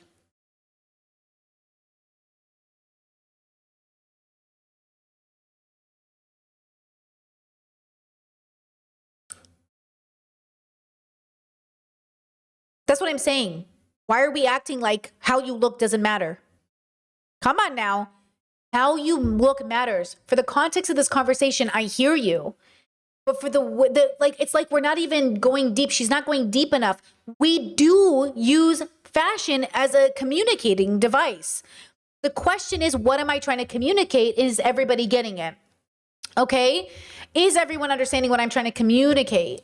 And I'm saying that's what's important. Chad says, I think she's projecting internalized male gaze. Well, if the project was, I am painting pictures that I think are neutral, but men will see it this way. This is how men are seeing it. But then she's just painting pictures that are like, again, I don't ever want to come off, because I really like this series, like Brittany's just picking at this girl. I'm saying, I think this is young feminism. This is the difference between having a conversation with a more skilled, well-learned feminist and somebody who's just starting on their journey. You know? And this is why I want little girls, especially in subways, on public transit, when a man looks at you, to know the difference between a man just looking at you and a man who's giving you a look. Because men will say, oh, she gave me a look, when she didn't, simply because she looked at you. But men, they like, there's a look in their eye sometimes. And I want you to know, for your own protection, to discern the difference between what you're seeing. And I want boys to know the difference between when girls are, and if you think they're giving you a yes, ask. That's why I believe in informed consent. I want boys to say, oh, I think this girl likes me. And I go ask her. Go ask her if she likes you. And if she doesn't, that's okay, but go ask her. Don't assume. And he's like, well, she keeps flirting with me and she's like wearing a bikini around me. Yeah, for sure. But you should ask. Go ask. Right? Chet says, I get where you're coming from, but with clothing, where do you put the line of clothing communicates consent? Clothing never communicates consent. Clothing never, ever, ever, ever, ever, ever indicates consent. The only thing that indicates consent is a sober verbal communication. Clothing never, ever, ever, ever, ever communicates consent. Ever, ever, ever, ever, ever, ever. Ever. Sober verbal communication, and or if you're not verbal, sober written communication. Sober, whatever your version of communication is. Clothing never communicates consent. Never, ever, ever, ever, ever, ever. Clothing ever, never, ever. Nude bodies, never, ever, ever, ever. Okay? Clothing can communicate a lot of things, but it can never communicate consent, ever. Under any circumstance, a lack of clothing can never communicate consent, ever. Ever. Okay. Prints for. I think I might have accidentally created a social experiment with my art. I'm an oil painter currently living in Vietnam with some friends, and when I came here, I hadn't really planned on what I was going to paint at all. Just a couple of months ago, I was really struggling to find myself in my art and find a style that I felt like I could stick to. I was just painting things that I thought looked visually interesting. And then shortly after arriving in Vietnam, I made this painting, which you might have seen. I realized. Is it the same TikToks, or is she just making the same thing? Now her chat is saying, oh my God, like, I hate eating bananas for this reason, or, oh my gosh, I felt this way as a kid. Okay, so again, that's something we need to talk about, is why did our kids feel so unsafe to eat a banana? Or why did our kids feel so unsafe to do these things, right? Okay, I'm going to, next video. I used to wait until there were no men around Okay, this is interesting. to tie my hair up to avoid. Okay, can I just say something? This girl grew up really traumatized, right? You didn't even put your hair up because you felt like men were sexualizing you. This girl grew up really fucked up. This is such an abusive environment. I am so sad for her. Because I grew up in a very weird environment, but not enough that I couldn't put up my hair. Like, is she just saying, like, that's why I think people are like confused. So like, you couldn't eat lollipops, you couldn't eat a banana, you couldn't wear a bikini, you couldn't put up your hair, you couldn't do this. Is that true? I mean, I get it. In movies, it's always depicted as a sexy girl flipping her hair up and like lifting it up and showing off her neck. And I get that. Okay. So I think it's happening to people for sure. She must have, but then did she grow up in a really religious environment or not even a religious one? That's what's interesting. Okay, let's see. I used to wait until there were no men around to tie my hair up to avoid being sexualized. Not because I think that putting your hair up is sexual, but because I knew that some people saw it that way. I was a bartender at this bar in Stockholm, and I'd literally go into the kitchen every time I wanted to tie my hair up because I felt like I was constantly being watched, and like all the older men in there were sexualizing my every move, which might sound over dramatic to some people because tying your hair. Okay, wait, chat. Don't ask stupid questions. Why are you asking me this question? What if the t-shirt says I have consent on the t-shirt? What are you doing?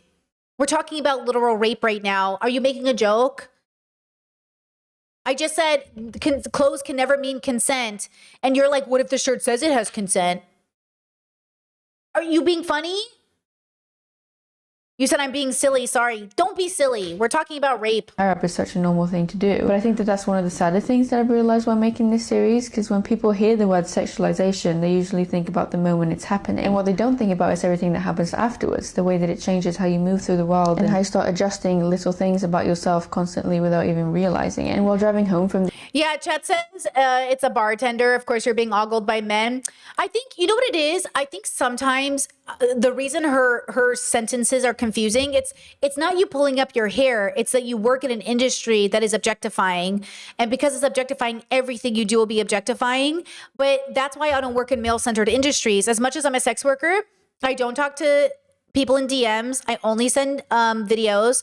I don't have relationships with men. If I get any ick from the men, I ban them. But that's because like I don't want to deal with it.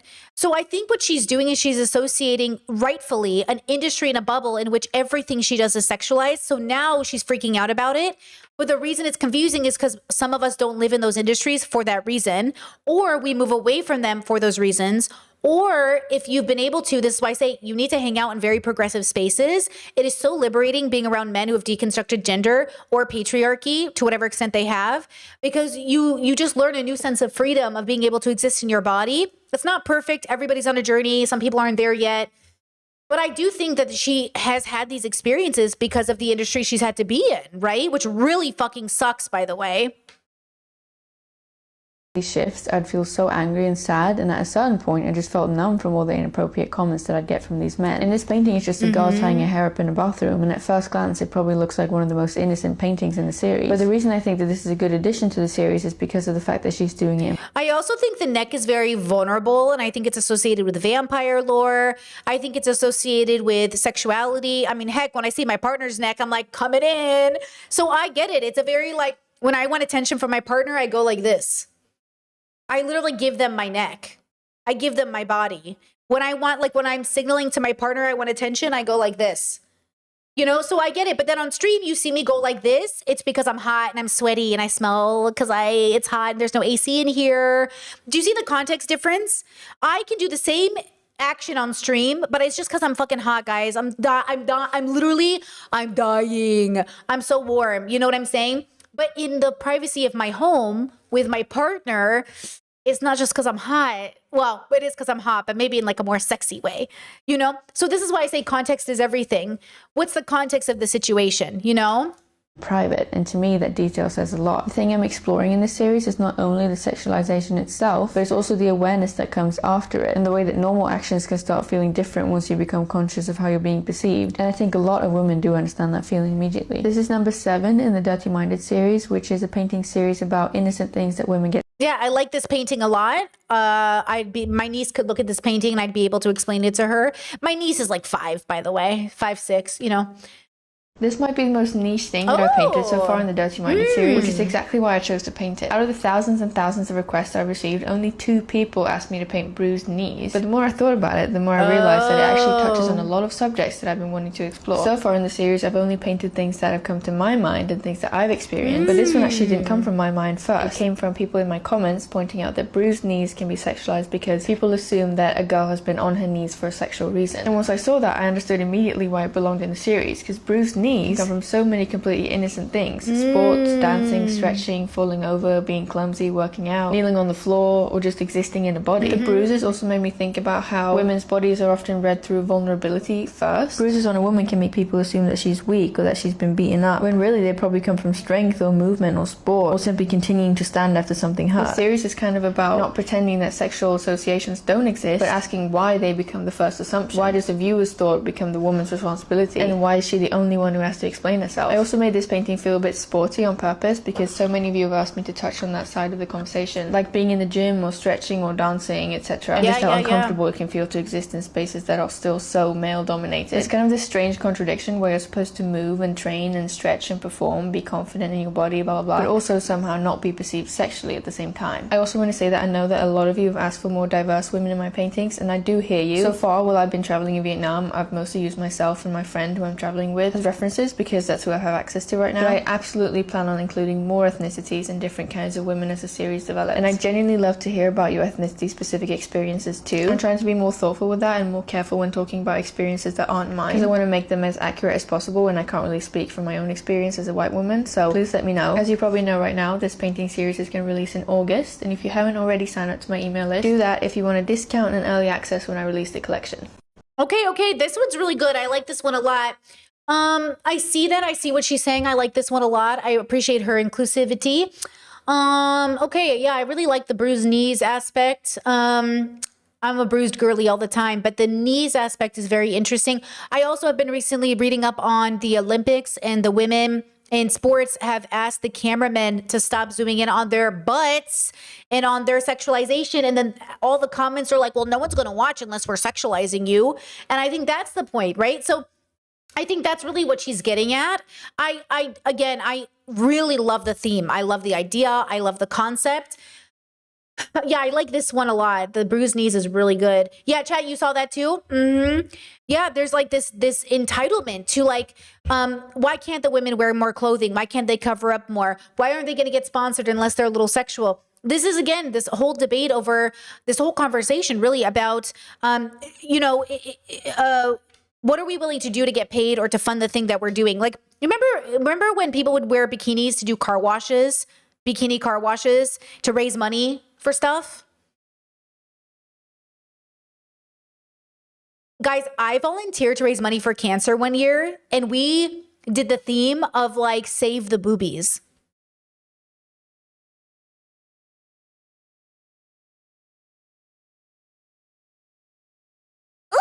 You know what I mean? Like, our theme was save the boobies. Do you know? And you know what's interesting is there is a statistic that shows that men leave their wives after mastectomies are done from cancer. And Tom Segura and Christina P are breaking up, and she just went through breast cancer. And I think about that all the time. You know? And so this is what, when we have these conversations, like, It's so ingrained in our movies and our culture. And like, yeah, in high school, like people, even in high school, like girls wear bikinis. So when we have these conversations, I love the theme. I love this theme.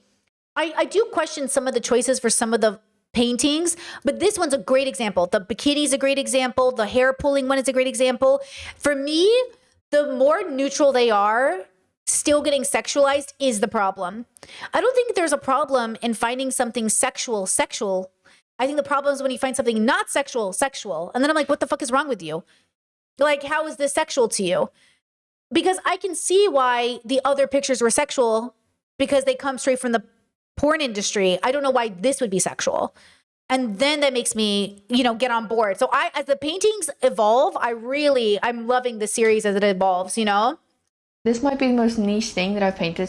Just because someone wants to be sexualized sometimes doesn't mean that they want to be sexualized all the time. I think some people misunderstood my last video or didn't watch it all the way through. And honestly, I can see why. I did mention that the difference is consent, but I probably should have been clear about that. Just because somebody does OnlyFans or porn or any sex work doesn't mean that they want to be sexualized off the clock. I think in society that's exactly where people get confused sometimes, because consent isn't permanent, it's specific. This is painting number 8 in the Dirty Minded series, which is a painting series about innocent things that women get sexualized for. And this one is about applying lip gloss or any lip product. And one thing I've noticed is that a lot of people seem to think that if a woman chooses to be sexual in one context, she loses the right to decide whether she is and isn't sexualized in every other context. On social media, I often see the comment, "Don't sexualize us," on videos where women are presenting themselves sexually, as if that video strips away her right to say no to being sexualized in any other context. If a woman posts a bikini photo, doesn't mean that she's consenting to sexual comments in every situation, and a bikini photo can also be completely innocent. If a woman creates adult content, doesn't mean that she's consenting to being viewed sexually every other second of every day. Just because a woman wants to feel sexy sometimes doesn't mean that she wants every other ordinary thing that she does to be interpreted sexually. This is kind of what the entire series is about, the assumption that once a woman is perceived as sexual, she somehow loses control over when that perception applies, and that she no longer gets to draw the line. But consent isn't all or nothing. The context matters and the intent matters, and people are allowed to choose when they want to be seen in a certain way. And I think a lot of people still struggle to understand this. And I've wondered about it too. Why would someone whose job involves being sexualized get upset about it? And the answer to that is because they still get to decide when and how it happens. I'm currently creating this whole series during my time in Vietnam, and I'm working towards releasing the collection in August. This is like early access to the originals and prints before the public. Okay, this reminds me, have you guys seen, so Lean Beef Patty has talked about this. Lean Beef Patty's in the gym bubble.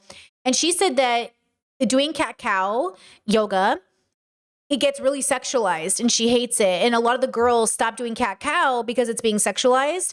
There are yogi girls that I'm like neutral, great, beautiful.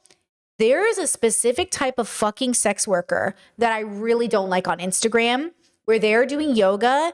But girly, we know what this is. Don't fucking piss me off. It's like crotch shots. It's like camel toe.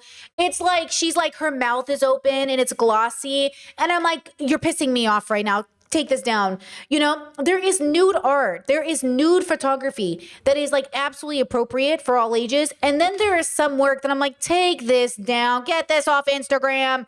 And I know some people feel that way about my work, but right? So that's what I mean to say when I'm saying like, I want us to discern the differences and I want us to know that there is a way to discern it. I don't want us to throw away I don't want us just because men are fucking stupid and don't know how to tell the difference doesn't mean we have to be fucking stupid and pretend we don't know there's a difference when there is one. Do you know what I mean? I just don't like this idea that like, because people are bad at something, we can't then discern or judge. You know what I mean? That's my only issue with maybe the way that I would have done it different if I was making a series like this. I would have made the paintings much more neutral and much less like not even an option to find it sexual. And then I would have been like, see, why are you finding this sexual? You're so weird, because like there's not even a reason to. What do we think about this one though? What do we think about the sexual, is this one sexual? Sexually. This job involves being sexual. Let's see. What do we think?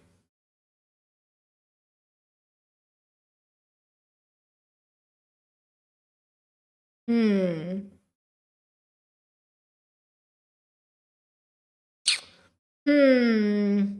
don't know that it looks like a cigarette to me. So I actually think it's confusing. Is this lipstick? What is this white thing? I don't even know what it is. What is this white thing?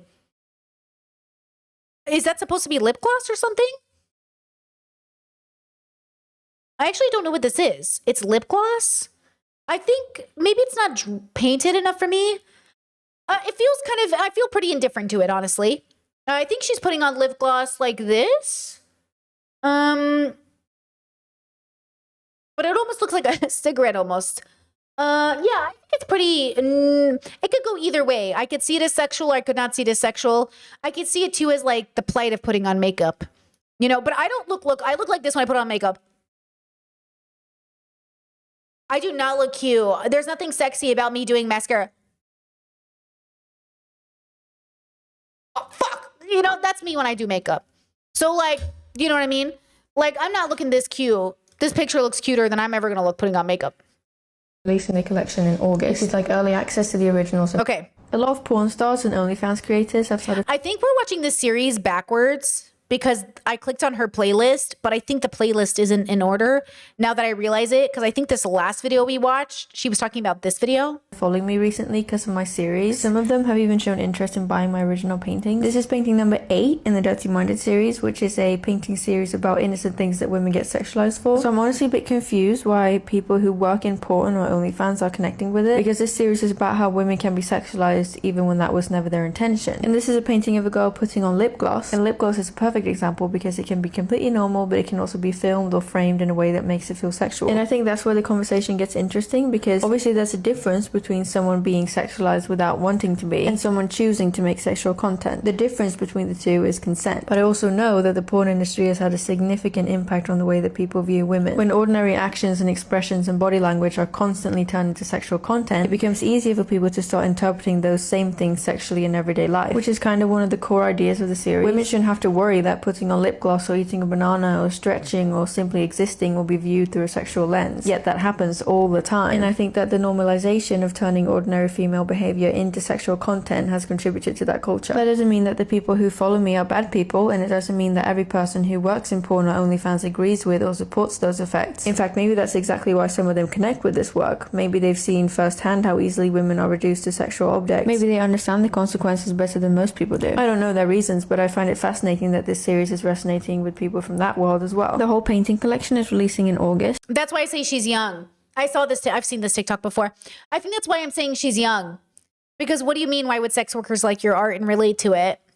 So I'm glad that she, you know what I mean? I'm glad that she made an update just saying like, I'm not, you know, I'm cool with people, but like this person said, hi, I'm an adult creator. We're not always choosing to be sexualized. We can relate to your work because we're humans outside of our work too. I mean, we're humans in our work as well, you know?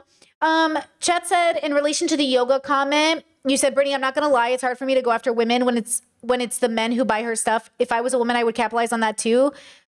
Like, I feel like a conservative going after her. You said in response to yoga, sexual person you mentioned earlier. Just because you're a woman surviving under patriarchy doesn't mean you're not accountable for the bullshit you put out into the world. How you do sex work must be fucking ethical. I don't give a fuck. I understand it. I'm empathetic. I hear you. You cannot justify. There are very unethical sex workers in the world. There are adult women who sleep with children for money. There are adult sex workers who are put in positions, and I'm saying it doesn't, you still have to be ethical. I can empathize. I can see you're pushed into a corner. I can see you're in survival mode. It doesn't change the fact that you must be ethical with how you engage with patriarchy. Because again, I'm not interested in you surviving and calling it like, I get it. I understand. I'm here for it. But, and also, so yeah, I'm not upset you're making money in a patriarchal world, but I don't agree that you should attempt to be better at how you get that money. Okay? Same with capitalism, same with overconsumption, same with everything else. Okay? So that's what I mean to say about these yoga people, because first of all, yoga is stolen. The West stole yoga. Yoga as spiritual practice is being utilized for what? It's cultural appropriation. For horniness? Fuck you. Fuck you. Just like the sex workers who dress up like Egyptian women and pretend they're, fucking the pyramids. Fuck you. No, your porn cannot have cultural appropriation. Your adult activity cannot be at the expense of another culture. Yoga is a spiritual practice. You cannot take it. Okay? Same with all those capitalistic yogi people who like take yoga from people and turn it into, no. Absolutely not. So that's my absolutely not. So I'm glad you're saying that's fair. Okay? It's not, it's always connected. Women, I get it. Just like Shira 7 trying to survive in patriarchy, I hear you, but no. You cannot send the message out to girls that they need to marry men for their money, because ultimately, men who are willing to marry girls who want them for their money will also abuse those women. Okay? No. And Shira 7 was in a relationship. She is happy to cheat with a married man. She knows her man was with a girl. She does not care about infidelity because she cares about that bag. That is not the message I want to send to little girls. The message I want to send to little girls is you don't need a man. You don't need a man unless he's dignified and you love each other and he's deconstructed. Okay? You don't need a man. That's my feminism. You don't need a man. Okay. Here's my white feather cocktail. I'm gonna get copyrighted. Okay. Oops. 1,000 people have started following me. I think about 70,000 people have started following me the past. Sheesh! That's what I'm saying. Like, her branding is amazing. 70,000 people. Girly, I don't have 70,000 people. You know what I'm saying? Like, her branding is amazing. And that's why I'm saying, like, we live in a capitalistic world. I have to ask the question if she's doing it for capitalism. You have to. You have to, because what are the chances she's deconstructed capitalism? What is the chances she's a Marxist, capitalist, or communist? What are the chances she's a socialist? We don't know anything about this girl. We got to ask ourselves, are you weaponizing women's vulnerabilities in order to cater to them? Because we know girl bossing does it all the time. Okay? That's all I'm saying. I'm saying we don't know anything about her. We shouldn't assume she's a good person, even if we like her art. Even if she's doing great things, we don't know. Okay? Because a lot of these capitalist girl bosses that are telling you to use AI, you know what I'm saying? That's what I'm saying. We don't know, though. She seems genuine. She does. Week. I have a question for you. I'm Evelina and I'm the artist behind the Dirty Minded painting series. First of all, thank you. The response has been way bigger than I could ever have imagined. So cool to see how many people have connected to my paintings and the ideas behind them. Apart from the painting process videos with the voiceovers and the explanations about the paintings and everything that I've been posting so far, what do you actually want to see more of? Behind the scenes content, art tutorials, art supply shopping, vlogs from my time in Vietnam, the business side of being an artist. I'm going to keep posting the way that I already do, of course, but I do want to post more, so I do want to know what you want to see apart from the content that I'm already making. Let me know. Let me just look at her main page for a second. So about 300,000 followers, 7 million views. So you can see we're going to get into these ones in a second. Yeah, I think if I had a niece, I wouldn't, if she was like 7 or 10, I wouldn't have her look at these. Like, I wouldn't want her to see this little girl with makeup here. I wouldn't want my niece to look at this, because that looks like something I'm sorry, don't piss me off. Do you know what I mean? I'm sorry. That picture is disgusting to me. And you know exactly why it's disgusting, because it's exactly a very specific kind of photo. See, that's what I mean. Don't piss me off. Okay, it's drawn in a very particular way. It's a very particular look in the eye. The lips are drawn a very particular way. It is exactly what you know what I'm saying? I don't like this one. This one feels like I saw something I shouldn't see. And I think we know exactly why. And this feels a little bit like grown auntie versus young girly who doesn't know. But as a grown up, I'm just telling you right now, you just made CSAM and you posted it on the internet. That's what that feels like to me. Because, like, what is the difference? If it looks like CSAM and it reminds you of CSAM, it looks like CSAM. That's where I'm confused. Why are you making art that looks like CSAM? And then asking, why do people sexualize it? Because, girly, that's what you would see on those websites. That's not an innocent little girl in makeup. That's the sexualized version of what a man thinks a little girl looks like in makeup. I don't like it, Sam. I don't.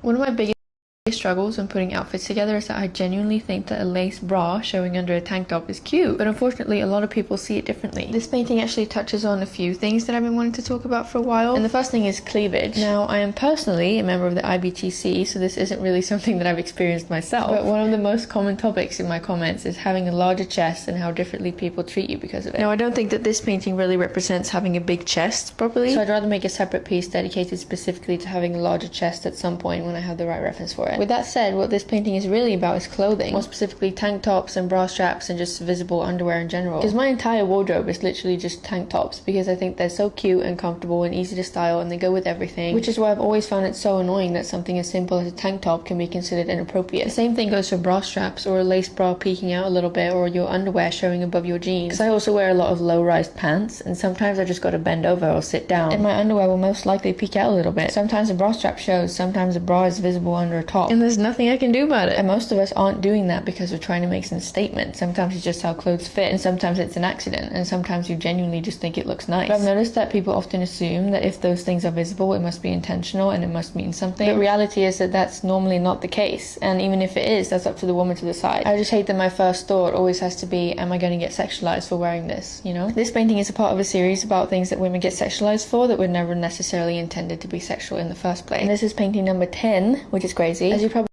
Yeah, like Chad says it's dehumanizing. Where's the rest of her body? I think like I have booby earrings that I've gotten, like actually they're breasts.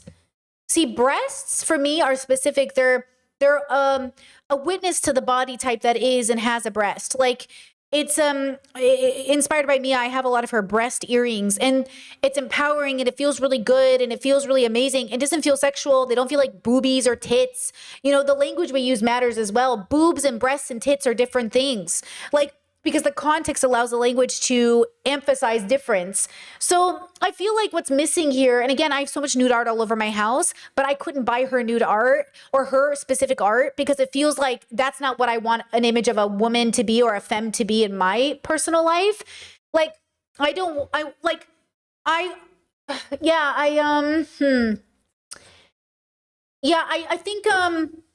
think she's young. I think she's a really good... I would love to see her redo this series in 20 years. I would love to see what she could create in 20 years' time. I could also... This is the... Yeah, I really struggle with some of her pieces. Some of her pieces... You know what I'm saying? Like, some of her pieces are way too close to what the bad people would make. That my brain is like, but you just made what a bad person would make. So what's the difference? Just because you made it? Like, that's my, ooh, I don't know about this, right? You know, by now I'm releasing...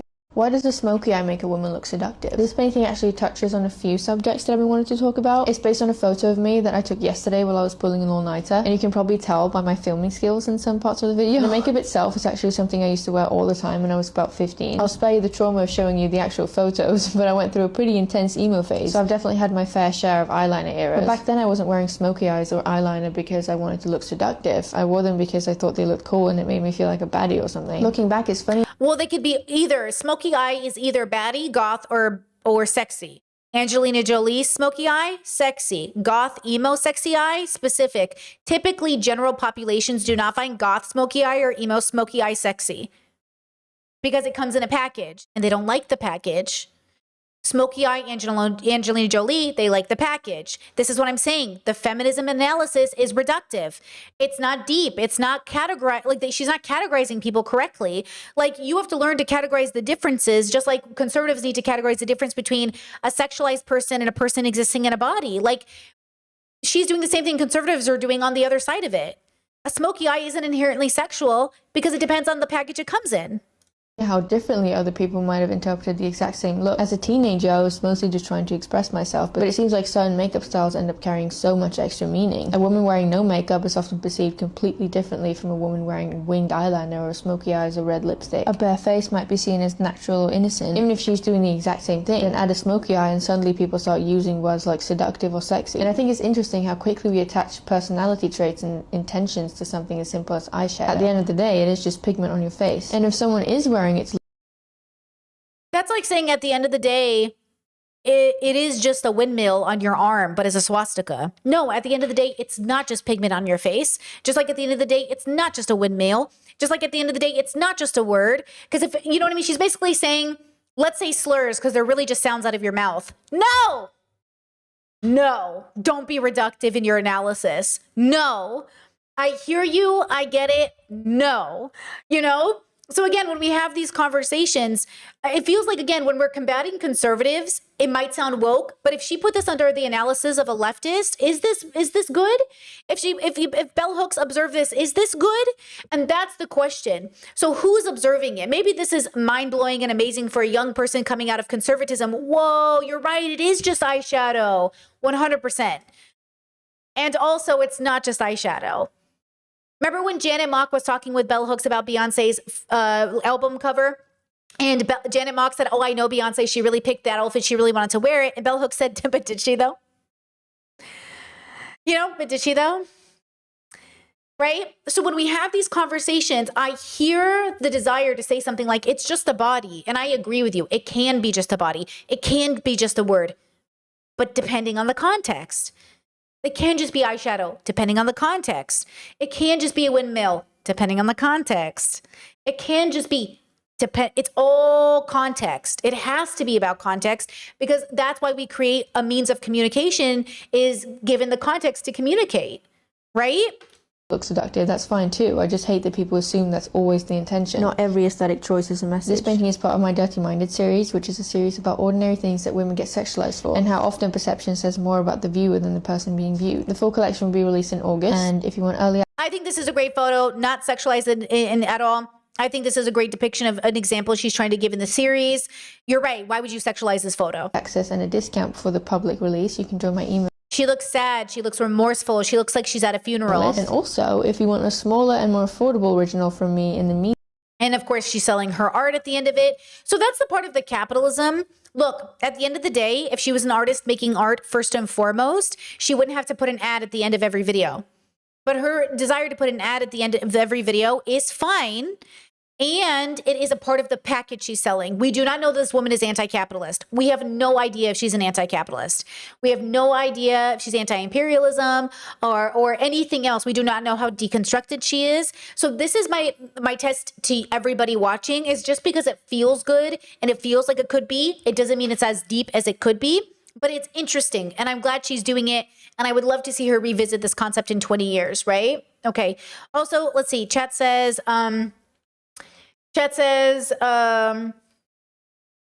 your words help me so much with untangling the knowledge worms in my brain so I can finally concisely put them together in my mind. Thank you so much for that, Brittany. Hey, thank you. I'm so glad. And I hope that whatever tools I have that work for you, I want to give them all to you. Like literally, like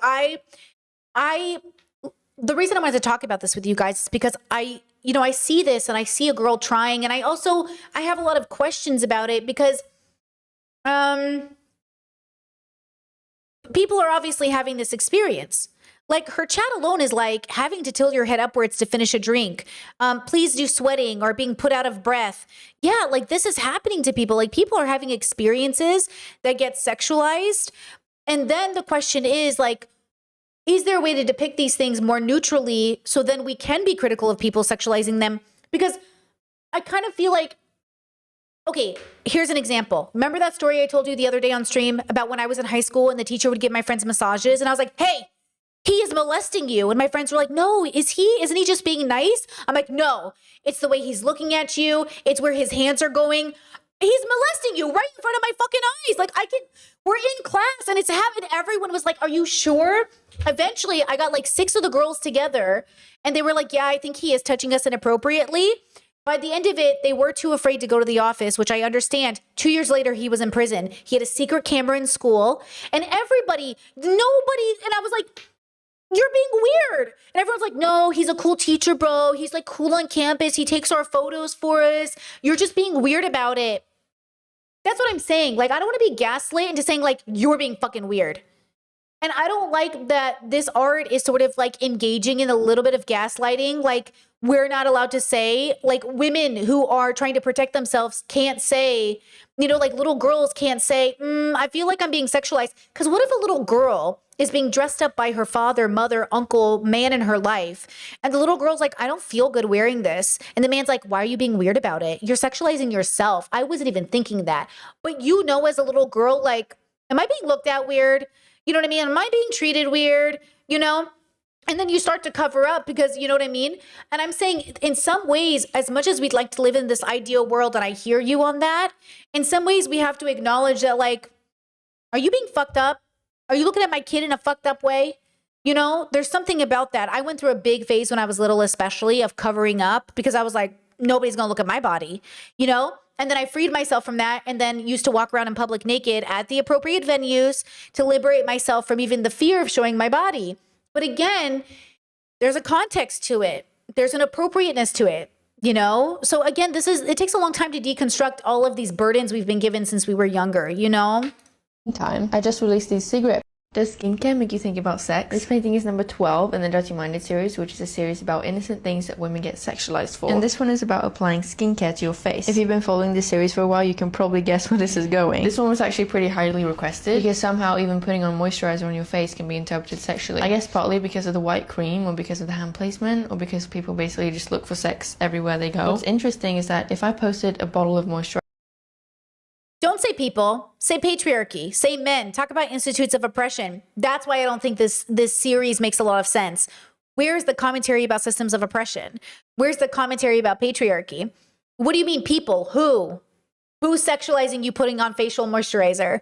Where's the analysis? You know what I'm saying? Again, love the series, love her, proud of her, all that stuff, but it's just reductive. It's not there yet.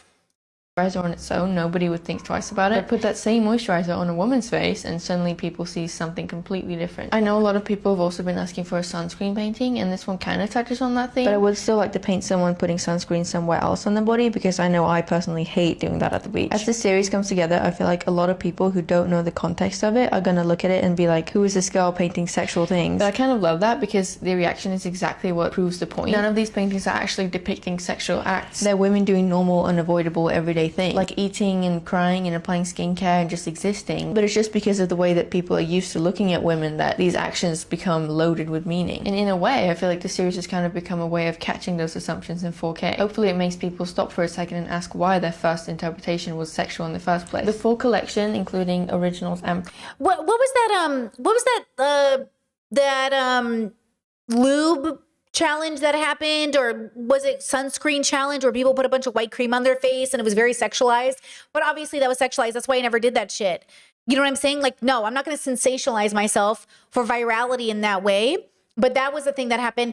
Chad says not to glaze, but I'm generally so amazed that the people like Britney, even as a teenager, were empathetic and outspoken enough to stand up to authority, calling mistreatment at such a young age. Hey, remember though that 15-year-old, 16-year-old Britney that did that also grew up to be a Britney that voted for John McCain and Sarah Palin, and also engaged in victim blaming along her life, including blaming herself for her own assault. And also remember that she engaged in a lot of like really bullshit politics growing up. So we're multifaceted people, aren't we? You know what I mean, Jelly Bean? why are pigtails so sexualized? Throughout this entire series, this is probably the most requested painting. It's also one that's been on my list since the very beginning. This is number 13 in the Dirty Minded series, which is a painting collection about innocent things that women get sexualized for. And it's actually coming to an end soon, and I'm down to the last few paintings before the collection releases in August. But don't worry, this does not mean that I'm done with this conversation. There are still so many corners of this topic that I want to explore, so after this release, I definitely plan to keep making work around these themes and also branch out a little bit. I also have some other fun ideas, so we'll see, but I just want you to know that the fun has not ended and will not end ever. Anyway, let's talk about pigtails. I think you've all... And I meant that as like a thank you for the compliment, by the way. I think you're right. I think it's amazing that teenage Britney knew that. I think it's amazing that she stood up against authority. I think it's amazing that her parents taught her to do that. I think it's ironic that her parents later on in life couldn't defend the children in the family that came forward. So yes, I want to give props to teenage Britney as well, Chatter. You're right. She was amazing. She did a lot of great things, and I'm glad that she became the person that she did. I'm sad that she went through stages in her 20s that could have been better, and I'm glad that she ended up better in her 30s. But yeah, teenage Britney was more than happy to go out there and do what was right, and I'm glad that she was so fearless in that way. You know, thank you for that. Heard about this one at least once in your life, because somehow a hairstyle that most people associate with childhood has also become one of the most sexualized hairstyles a woman can wear. And I find that really interesting. I don't think I've worn pigtails a single time since I was a kid because of this. If you ask someone why pigtails are considered attractive, most of them will probably... Oh, I know why her work isn't resonating with me as well at this stage. I'm a reclaimer. I reclaim things. I say, oh, you're going to take that from me? I take it from you back. Oh, you took this word from me? I take it back. Oh, you took my hairstyles? I take it back. Oh, you took my breasts? I take them back. She's not taking anything back. She's hiding away. She's ashamed, right? Chaz says, Britt, you didn't vote for Obama. I voted for Obama the second time. I voted for Barack Obama the second time. I did. He ran twice, girls. I voted for him the second time. Not that, anyways. But okay, this is what I would love to see from her work eventually as she gets older, is when are you going to start reclaiming? When she said, I haven't worn pigtails, like, I'm not about to shorten my life for a man. Guys, say that. Listen to me when I say this. A man will never tell me what to fucking do with my body. I will never deny myself joy for a man. Never in my life, at this stage in my life, will ever I deny myself anything because of a man. And that is learned. That took a long time to get there. So you've seen me in pigtails. You've seen me in schoolgirl skirts. You've seen me in all kinds of fashion. I will not stop living because men are stupid. Okay? I'm not going to stop living. This is why I say liberate yourself, because you can't wait for the world. I'm not going to wait for the rest of my life not to wear hairstyles because a man. There's always a man. You see that theme, that TikTok trend? It's always a man. There's a man, Struggle to explain it because they're just pigtails. It's just a way of tying your hair. I think part of the reason they're so sexualized is because they're a hairstyle that's strongly associated with childhood, and that's where things start getting a little weird. If you think about things that get described as cute and sexy at the same time, they often borrow from things associated with youth or girlhood. Pigtails, baby doll dresses, schoolgirl aesthetics, even words like baby face are usually meant as compliments. I think we should start asking each other why those associations exist in the first place, because none of those things are really inherently sexual. The meaning comes from the associations that people bring with them. If you want early access to this collection and great picture, great example as well. As the series went on, it got better. I think the end of the series really hits her point home much stronger than the beginning of the series. So I really like this one. When did crying become a kink? Because apparently you can't even be sad without risking being sexualized. I've received a surprising number of comments telling me to paint someone crying, so here you go. I've seen a lot online about how women... Okay, hold on. As a BDSM or kinkster girl, hold on. So when did crying become a kink? Crying is multifaceted. Crying can be an expression of joy, an expression of sadness, an expression of horniness, relief. Do you know what I'm saying? So you should deconstruct all your kinks. You should absolutely make sure your kinks are not misogynistic, racist, homophobic, all of that. And crying does not only mean sadness, but I agree that there's a type of crying that has been sexualized in a way that I'm like, okay, watch yourself, buddy. Okay? Crying gets treated as a kink or something people find attractive. Even comments like girls are pretty when they... Actually, guys, are these the beginning paintings? Or are these the end paintings? No, number 11. No, okay, the playlist is doing okay. Cry can be meant as a harmless compliment sometimes, but other times I feel like it gets weird. Like, I would probably take that as a compliment if my best friend said it to me while I was crying. If you were my boyfriend and you got turned on by me crying, that's a whole different conversation. See, that's the question. Like, will get turned on by you crying. Yeah, get turned on by you crying. Yeah, that would be weird. Like, it would be weird if I was crying sad and you got turned on. I'd be confused. But if I was crying from an orgasm that was so good, wouldn't that make you feel, you know what I'm saying? So I agree with her. If you're crying in sadness, weird. If you're crying from joy, And then there's the smudged makeup, because once mascara starts running and smudging, people sometimes stop asking why she's crying and start assuming what happened beforehand. Maybe she's heartbroken, maybe she's exhausted, maybe she's overwhelmed, maybe she just cried, but somehow a lot of people jump straight to assuming she's had rough sex, which is interesting because if I showed this image without context, someone would probably see a seductive woman with smoky eyes and smeared makeup. When I look at it, I just see an exhausted girl. I feel like this is another example of how certain visual cues completely change the story people tell themselves when they look at a woman. As you probably know by now, this is a part of my Dirty Minded series, which is a series about innocent things that women get sexualized for. And this is painting number 11, and the full collection will be released in August. And join my email list if you want early oh yeah, this just looks sad and exhausted and depressed. For sure. access and a discount. Yeah, she looked like she had a rough night. She looked like she went through something traumatic. She looked like she was on a car accident. I definitely get sad. I agree. Like, sexualizing this photo is interesting because she looks like she is stressed. So I agree with her. Great example, I think. Okay. Let's prep 30 canvases. I'm going to be traveling to Vietnam for 2 months and I want to be able to paint when I'm there, so I'm going to prep these canvases. I had Okay, a conversation with two of my Okay, how about this one?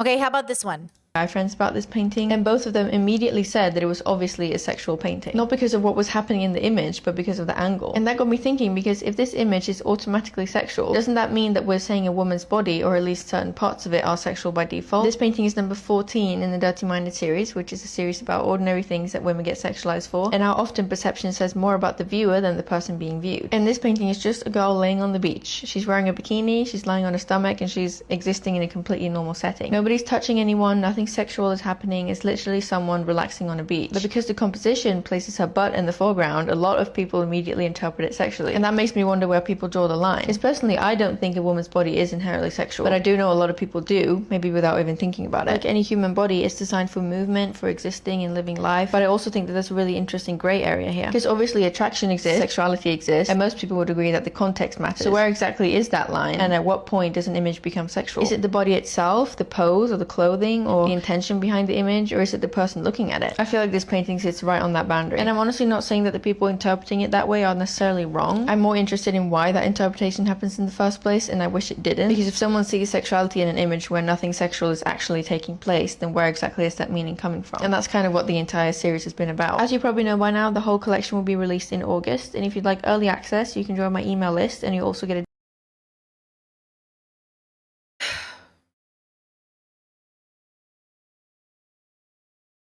I think it's much better at the end than at the beginning. Weirdly enough, I think it was more sexual at the beginning than at the end. I think adding in the white helped, and I think adding in the shading and the hair helped. I actually think I would have this one on my wall, and I think it would make sense, but I didn't. The beginning part looks so much more sexual to me than the ending part. The beach is now in the foreground. I can see the beach. I can see the context. I could have a whole series of butt girls. Like I could see a whole series of girls at the beach, different girls in different bikinis, different skin colors, different aesthetics, different body types, and that could be a vibe. You know what I'm saying? So, okay, look at it now, and then let's go back to the beginning. image, but because I had a conversation with See, that for some reason looks way worse and much more sexual than this. you can join my email list, and you also get a See, but this one above, look at this one above. That looks sexual as fuck. All those in the back look porny as fuck. Don't they? Look at the two behind the main photo and tell me you don't think those are porn photos. And that's what I'm saying. Like, girly, like, yeah. Oh, hot pink is sexualized and white is considered more innocent. So maybe it's the association with the whiteness being more innocent, which is funny because that brings it back to the Beyonce cover. Let me see if I can find it. Beyonce cover, white panties. Oh, I can't believe I Googled that. Oh, but here it is. It's up here. So Bell Hooks had a lot to say about this cover of Beyonce, who was a grown-up, who was married, and I think had kids at this point, or maybe not. And maybe not, 20, I don't know when this is. And Bell Hooks said, why do they dress her up like this? She does look innocent and young and virginal. And the question is, why is Beyonce being depicted as a virgin in white, you know, kind of innocent, kind of modest panties? And there is something white supremacist about a clean face. That's why I don't do clean girl aesthetic, because clean girl aesthetic has a pipeline to white supremacy. And this is kind of clean girl aesthetic. And so there's something to be said about it. Like, you know how young girls don't wear certain makeup and older women do? There's a conversation about that. And like makeup within itself is inherently sexual because it ages somebody up because it's made for women, so on and so forth, which is not technically always true. There's play makeup, but something to consider, right? Okay, next one. Am I making things worse? That's a question I've been asking myself a lot while creating the Dirty Minded series, which, if you're new here, is a painting series about ordinary things that women get sexualized for. Because on one hand, I want to raise awareness about all these ways that women end up feeling sexualized in everyday life. But on the other hand, am I accidentally making women even more aware of them? Because like before this series, maybe you never thought twice about eating a banana, and now maybe you will. Or maybe you'll become more conscious of tying your hair up or crying or putting on lip gloss or lying on a beach. And I kind of struggle with that because I don't know how to start conversations about these things without risking making the problem feel even bigger bigger for the people already living it. But what I hope people actually take away from this series isn't another thing to worry about. I hope it's the opposite and helps people realize they're not imagining these experiences and that they're definitely not alone. Because every time I post one of these paintings, thousands of women comment saying, I thought I was the only one. And that's honestly become one of my favorite parts of the project. For me personally, making this art has almost become a weapon. It's kind of given me a way to push back and hold people accountable and to remind myself that the problem isn't me. And I really hope that these paintings can do the same for you. And I hope the next time you catch yourself worrying about how you're being perceived, you remember that you don't have to carry that on your own. Because the problem will never be that you're eating a banana or tying your hair up or lying on a beach. The issue lays within the person looking at you. And if this series can make even one person stop and question why they perceive women this way, while also helping women feel less alone, then I think it's done exactly what I hoped it would. The whole Dirty Minded collection will be released in August, and my email list is growing quickly, so if you're hoping to get your hands on one of the originals, I definitely recommend you join the email list for early access. And if you do, Look, I don't eat bananas, but who eat a banana like that? Who is eating a banana like that? Who is eating a banana with their lips? Does that make sense? I don't think so. Where's her teeth? Do you bite down on the banana with your lips? You know, don't you use your teeth? I don't eat bananas, but I'm pretty sure you use your teeth. You know what I mean? So then it feels like this. Okay, so here's the thing. Whether we like it or not, nothing is innocent. Okay? Like, bananas can have a racist tone to them. We know this. If a white supremacist posted a photo of a banana, does that say something? Oh, it's just a banana. It doesn't mean anything. It's just a banana. But we know a banana is never just a banana because of context. So a banana is never a banana when it's in a girl's mouth in this way, because we know a banana is never a banana. You know, maybe it should be. Maybe we should live in a world where it is, but it isn't, because a banana means something. Okay, it could be racist, it could be sexual, it could be a lot of things. So when we have, you know, there's sort of like this, it's too sensationalized for me to authentically think she's done the work. But I do think this must be very empowering for people who have never had this conversation. If I was 21, this shit would have blown my fucking mind. Okay? If I was a young person, this shit would have been like, holy fuck, this girl's a genius. And I do think everyone at a different stage needs to go through this stage. You know what I'm saying? So I do love that she's doing the series. And I do think it's necessary for elders in the community to be like, okay, girl, we'll review this later. You know what I mean? But like, okay, a banana is never just a banana. you'll also get.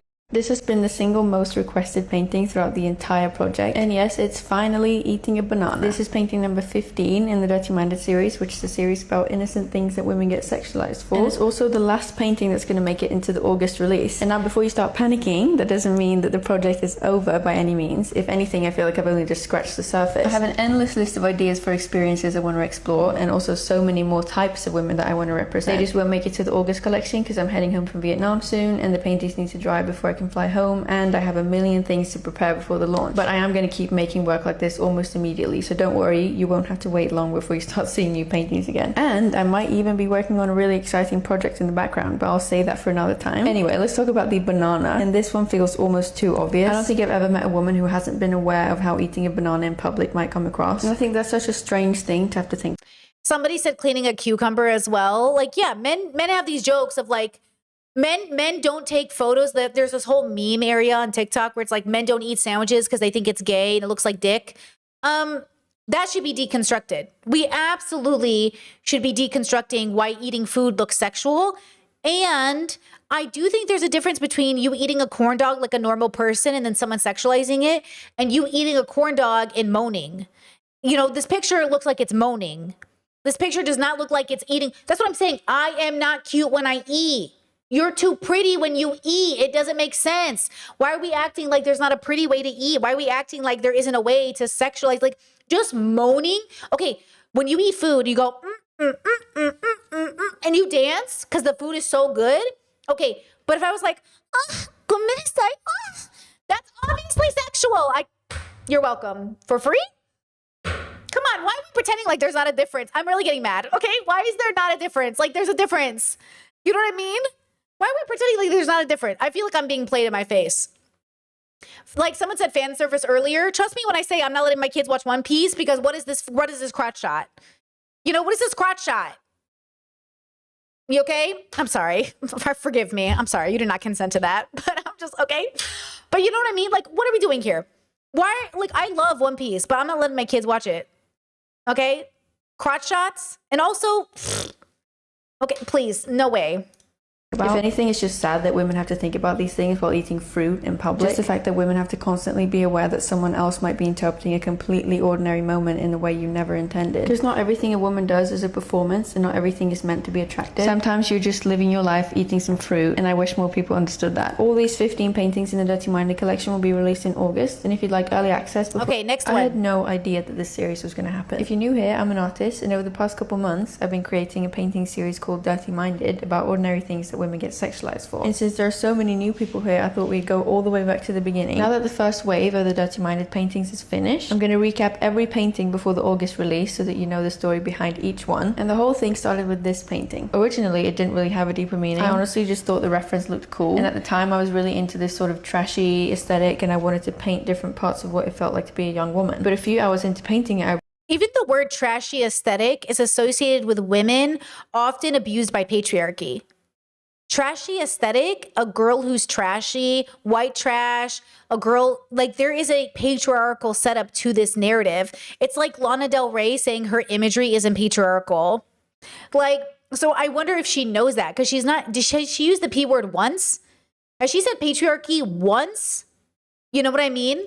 realized that it kind of looked like a screenshot from a porn video. And just to clarify, it isn't. Some people genuinely thought it was, because it felt like yet another innocent image being interpreted sexually when that wasn't even my intention. But then I kind of realized that the reaction was actually the most interesting part of the painting, so I kind of leaned into the idea that Okay, we've already heard this. Do I hate men? I want to talk about some of the comments that I've received about the Dirty Minded series. If you haven't come across it before, it's a painting series about ordinary things that women get sexualized for. And I get a lot of comments from people, mainly men, saying that these experiences aren't exclusive. No. Chet says Lana actually said that. I don't know that Lana said anything, but it's as if a viewer of Lana didn't understand the patriarchy being played into Lana's work.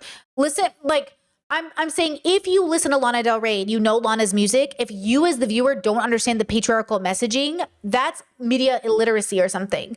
Like, obviously the whole thing's about her being with older men and her being in bad relationships and her having this aesthetic of being like a fucked up girl. That's what I'm saying.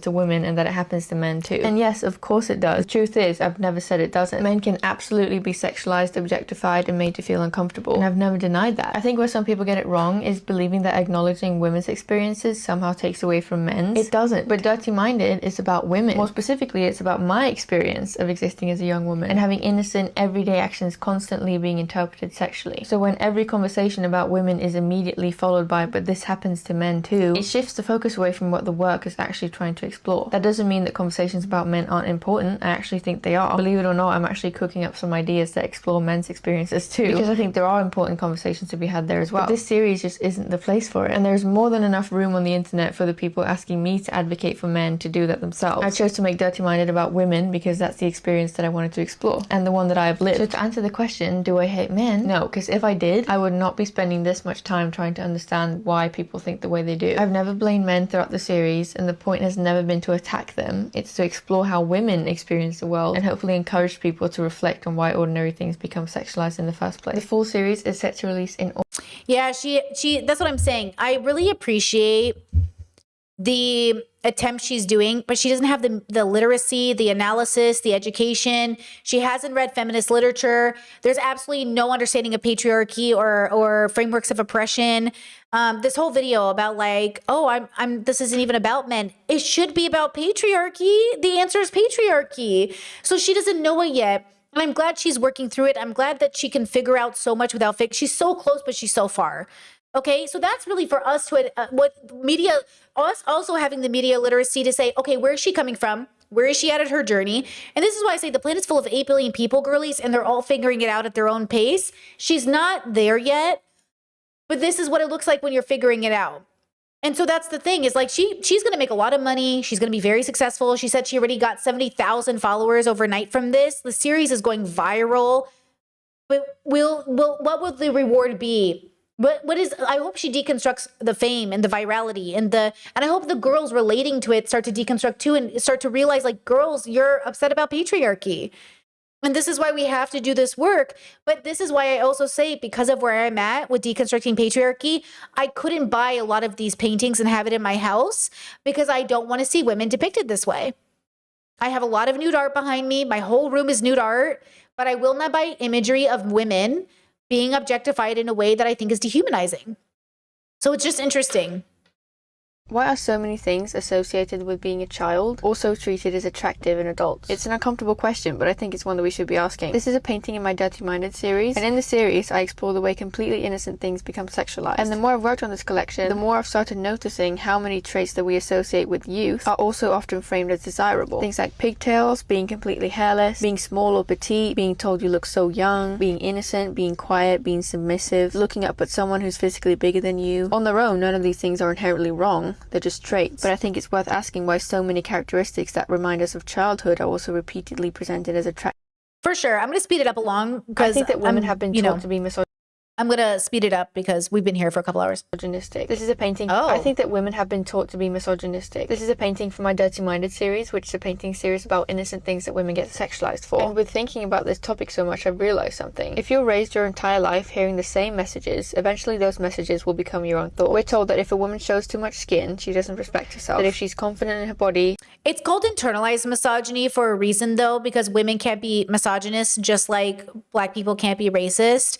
It's internalized. It's taught by society. It's ingrained in us to hate ourselves, to think less of ourselves, to internalize the messaging that we've received by our oppressors. Patriarchy is a deliberate framework and system of oppression that means to and attempts to and does on purpose send us propaganda that it makes us internalize these messages and turns us into victim blamers and turns us into. So when she says, like, women become, yeah. And then she even put a note here that says internalized misogyny. So I think that's good that she's prefacing this here, that she does say internalized misogyny. Okay. Now, the reason I say she might be good at capitalism in the sense is her sensationalism. Like, girls, you know how bad I am at capitalism because I can't sensationalize myself. That's always the question I have is, how are we combating all of these systems of oppression if we're still sensationalized and objecting of ourselves to become popular? Like, listen, if I was truly, I believe, objectifying myself in a real way, I'd be much more popular and much more rich. I do believe that. I make a deliberate decision to not take advantage of that system as much as I can, and I would rather be slow and steady to success. But the reason I see this for, in my opinion, what it is because it's working too well under our oppressive systems. Why is the thing you're doing working so well under oppression? And that's the thing that I always wonder, She's looking for attention, that if she's sexualized, she should have known better. And after hearing those ideas over and over again, it makes sense that a lot of women start believing them too. There have definitely been times where I've caught myself judging another woman, or feeling skeptical about the way she dressed, or the way she posed, or the way she presented herself. And even now, I still catch myself having those automatic thoughts sometimes. Not because I actually believe them or want to blame women, but because those are the messages that I grew up hearing. This is exactly what internalized misogyny is. It's when you've heard an idea so many times that it starts sounding like your own voice. You stop asking where that thought came from, you just assume it's true. I think that's one of the reasons why Dirty Minded resonates with... Oh, that's not what that means. That's not what internalized misogyny is. Wait a second. Many times that it starts sounding like your own voice. You stop to pose or the way she presented herself. And even now, I still catch myself having those automatic thoughts sometimes. Not because I actually believe them or want to blame women, but because those are the messages that I grew up hearing. This is exactly what internalized misogyny is. It's when you've heard an idea so many times that it starts sounding like your own voice. You stop asking where that thought came from. That is the result of internalized misogyny, but the belief around internalized misogyny is a little bit more detailed. I would say it's a tool of patriarchy to convince women that they should hate themselves for simply existing and being born as women because we are inherently evil under patriarchy. Femininity is inherently evil under patriarchy. It impacts gay people and LGBT people and trans people. So I think Chad says it's half the definition. Yeah, she's giving half the definition. She's young, she's white. She's also why is she in Vietnam?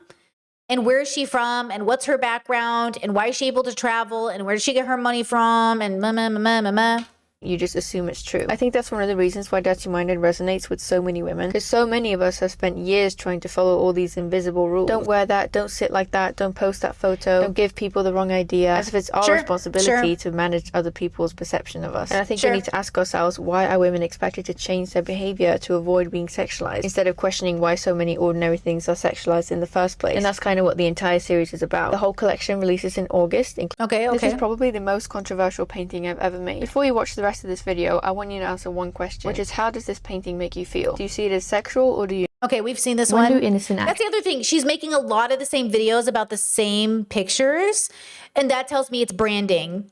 That, you know what I'm saying? Like, as an artist, when you create a collection, it feels like, I'm not mad at her. It is what it is. But when you make a content that's like the same content over and over again, it is a part of the... It's not. I'm not judging it. I'm just saying. Stop being innocent. I'm doing a recap of every painting from the Dirty Minded series so that you know everything you need to know before the collection releases in August. And if you're new here, the Dirty Minded series is a painting. Okay, let me go back to her main page just so we can go back to revisit this. So look at this, right? Okay. I want to go to this one because it upsets me the most. Don't panic.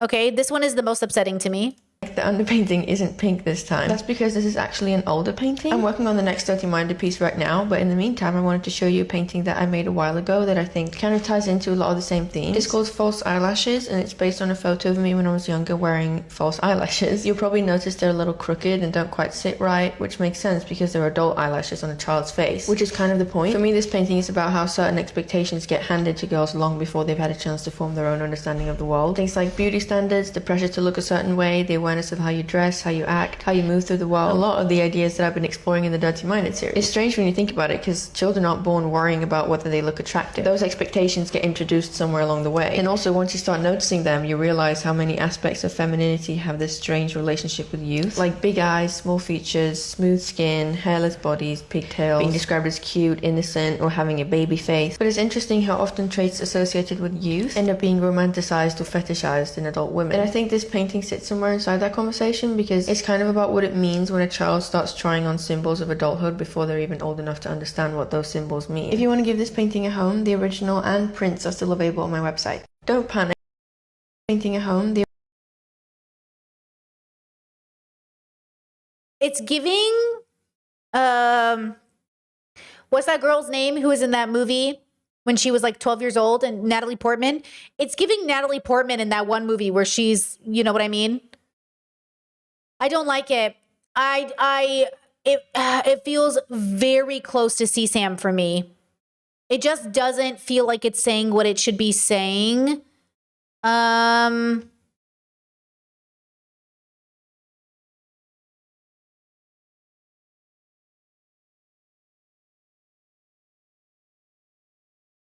If this was created in a safe space for the right audience, I might feel differently. But because it's on the internet, where I just feel like this is shared company, I don't like it.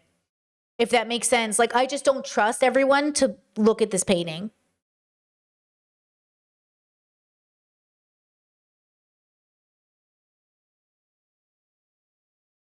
Like, I'm protective of the little girl in this painting, and she doesn't even exist.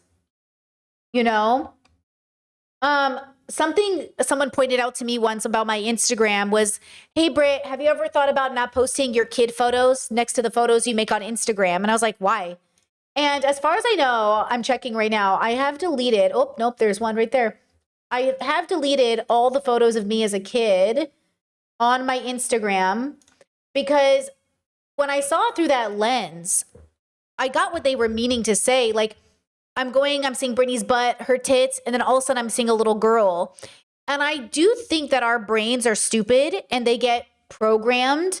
And I think it's important not to associate like grown women's bodies and little girls in the same context if the context of the grown woman's body is a little bit more mature. I think it's important to associate the right things in an appropriate way. And I think that's a big part of why, like, we dress children appropriately and we don't try to age our kids up.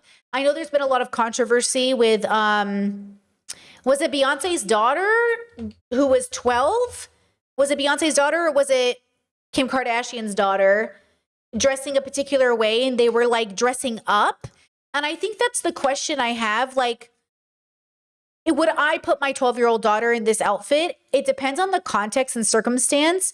But if my 12-year-old daughter was being mistaken or people thought she looked older than she did, I would probably have a problem with that. I also think little Black girls in particular get overly sexualized and aged up as well. So I think there's a part of white supremacy that plays a role in this, where white children have maybe a little bit more like innocence attached to their aesthetic. So I think that's important.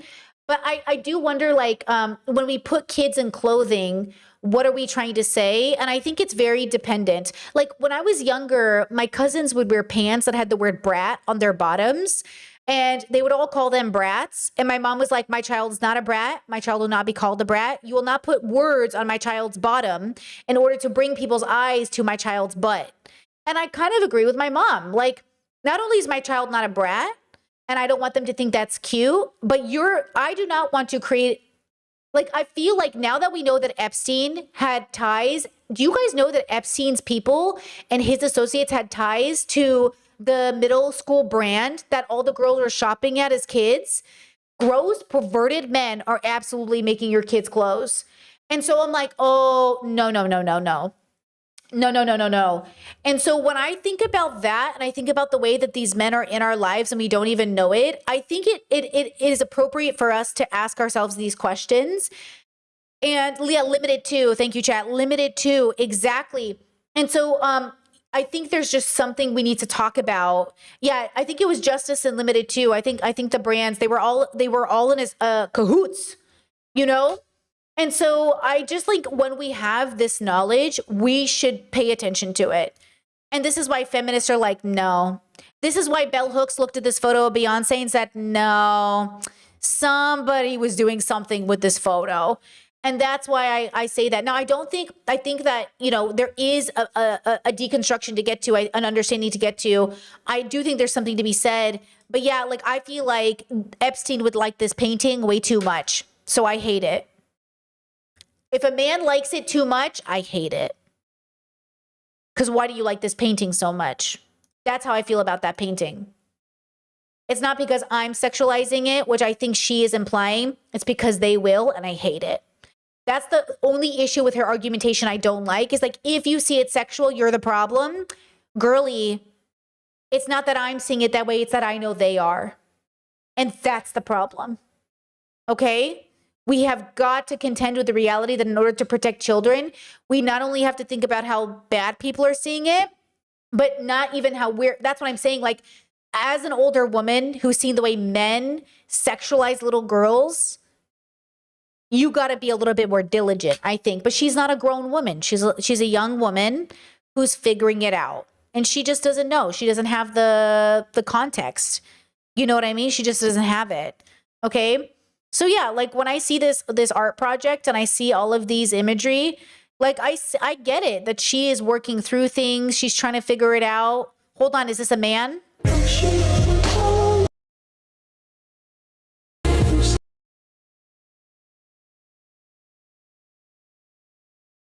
Is she only making, see, this is a more neutral picture, I think. See, this is more of a neutral. This is just like little kids. This isn't weird. Her and her best friend. Is she only making very sensual images of women? Okay, no, that's fine. Is that Billie? Yeah, it's Billie Eilish. Yeah. So maybe this was just like a fluke. Like she made a photo and painting and she didn't think about it and she ran with it. Maybe that's what it was. She was inspired and she made a picture and she just ran with it. And then she was kind of shocked that it took off. And then she just kept going with it and then made them. Yeah, I think like I said, I think her analysis is a little reductive and I don't think she's mentioned patriarchy once. But there's just like, I don't like this why is youth fetishized and then a picture of this little girl, you know? Yeah, I don't like that. Chad said this could have been her artwork prior to discovering the virality of her new work. Yeah. I love beautiful women. I love naked women. I love all of those things. I just think like how they're depicted matters. And I do think for a lot of this art, I would not feel comfortable having it in my house. Like I'm not superstitious, but I feel like it's bad energy, respectfully. just like evil patriarchal energy is in some of these paintings. And I don't think that's me sexualizing the paintings. That's me knowing what patriarchy is. And I think it's her not knowing what it is, right? Even in her description of internalized misogyny, she didn't say patriarchy once, you know? So what do you guys think? What's the ending result of this? What are our thoughts about this, right? Just that I think art is therapy, the way kink is therapy for traumatized people sometimes, both controlled spaces, the internet warps things. Art is not therapy, and kink is not therapy. They're therapeutic. You can do art therapy, but you sitting in your home painting is not going to solve your childhood trauma. And I think it's dangerous to send that message out to people, because I do think a lot of men avoid ever going to therapy because they're like, I work out and I do woodworking. Woodworking is my therapy. I don't need to actually talk to a professional because I made a cutting board. So I do want to say therapeutic, but it's not therapy. You know what I mean? Because therapy requires a knowledge that I don't think you can get from woodworking. So, okay, that's something I would think about. Chet says, I think her art isn't deconstructed because the art choices she is making. I agree. Chet says, I agree that if it was offline, it would be beautiful in a way to help heal from trauma, but it's online, it's a commodity. Again, I do like some of them. I think some of them are really making her point. Well, I think other ones aren't making her point very well, right? Chet says, it's like her stance is coming from the gaze of a predator. Yes. Okay, because that's what I was wondering. Like, is the painting supposed to be from the gaze of the predator? And in that case, ew, powerful. But she's saying we're weird if we see it sexual. But I'm like, that's what I'm saying. Why are you judging the viewer when it looks like this is the gaze of a predator for some of the photos? Right? Because 100%, that would have been powerful, right? Whoa. But also I don't like that, because that means that painting of her as a child is through the gaze of a predator. Then I'm like, oh, you know? So I think some of the pictures in her series, really great. Absolutely. I think some of them in the series, maybe not, you know? Chet said at the beginning, I was supporting her stance on, hey, this shouldn't be sexual, but your analogy of saying the N-word being just a sound your mouth makes was a great point. I just feel like, I think it comes with a lot of, when I tell you guys to meditate and ask yourself the question, and I always say the first answer is not the real answer, this is what I mean. I don't think this is her sitting with it, thinking about it. I think this is her having an accidental viral moment going, I'm going to make this into a series. She even said, I didn't plan to make this a series, but now I will. So she's not meditating on it. She's not thinking about the consequences. She's not considering the harm. She's just in the moment, riding the train. I'm not going to blame her for that. I'm sure she hasn't given herself the chance to think about it. But as the observer, as an older person, as a person who's at this stage in her deconstruction, this is my opinion of it. I'm not saying she's an evil person. I'm just saying this is the art made from a person who hasn't done the work. And this is a part of her doing the work. I'm proud of her for doing the work. I would like to see her revisit this series in 20 years if she could recreate it with a different viewpoint. I also just, from one older person to another, would take down this painting of her as a child. Especially with the title, like, why is youth fetishized? With a little girl in adult makeup and lipstick, I would just take that one down. That one in particular. All the rest, fine, but that one, take it down. Okay? It's too close to CSAM. It feels like it would be very popular on a bad website. Take it down. Okay? Guys, thank you for going on this journey with me. I think it gave us a lot to think about. I'm definitely going to meditate on it myself. I think about it every day when I create art, when I get naked on the internet. I'm on a journey myself where I've recently retired from doing adult videos. I'm still going to make photography. I would like to move in a little bit of a different direction with my photography. I still think in many ways it will be considered sex work, even if it changes. I think that's fine. I don't want to also run away from the word sex work as if it's shameful. I'm done making videos. I think I made everything I wanted to. And I think that's the other part of it. The way I don't sensationalize myself or make it about capitalism is making sure that I make only what I want and I stop when I want to and I'm ready to stop. It's not to say that I'm ashamed. I'm very proud of the videos I made. I think every single one of them is great. I also think that like I did what I meant to do. I made the series, if you will. It's not a series, but I made the videos I wanted to make, and now I'm done. And I'm still excited to work on the photo shoots I have planned. I have one planned right now. I'm very excited to go get the supplies for that photo shoot. It involves these yellow nails, you know. I'm buying a bunch of yellow flowers. I have yellow lingerie that I bought that's really beautiful and floral and ethereal. And I'm really excited to make this photo shoot. I also think I'm 37 years old, and there's nothing about me that could be depicted as young. Actually, I've been coming across a lot of TikTok girlies in the industry. And if the TikTok girly I see is making like sex work content, I'm usually a fan. But if the content is depicting them and they look like they could be in high school, I block them, because I do think we have a moral and ethical responsibility not to make content that allows the viewer to mistake whether or not you're an adult. So just something to think about. You don't have to agree, but I think it would be better for the world if we didn't make content that the viewer could mistake you for being a child. I'm not saying you can't wear pigtails. I'm not saying you can't wear schoolgirl outfits. I'm not saying you can't wear pastels. I'm saying if somebody looks at you and doesn't know you're an adult, you should question the art you create with your body. Okay? I do think you have a responsibility. That's my opinion. I'm not making a prescription. I'm not saying you have to do this. But if we want to center children and the safety of those children, then I think we should get away from imagery. Not so much about the official That confuses the viewer. And I think that would be better. Sorry, I turned on a video in my ear. That's it. That's my last thought on that.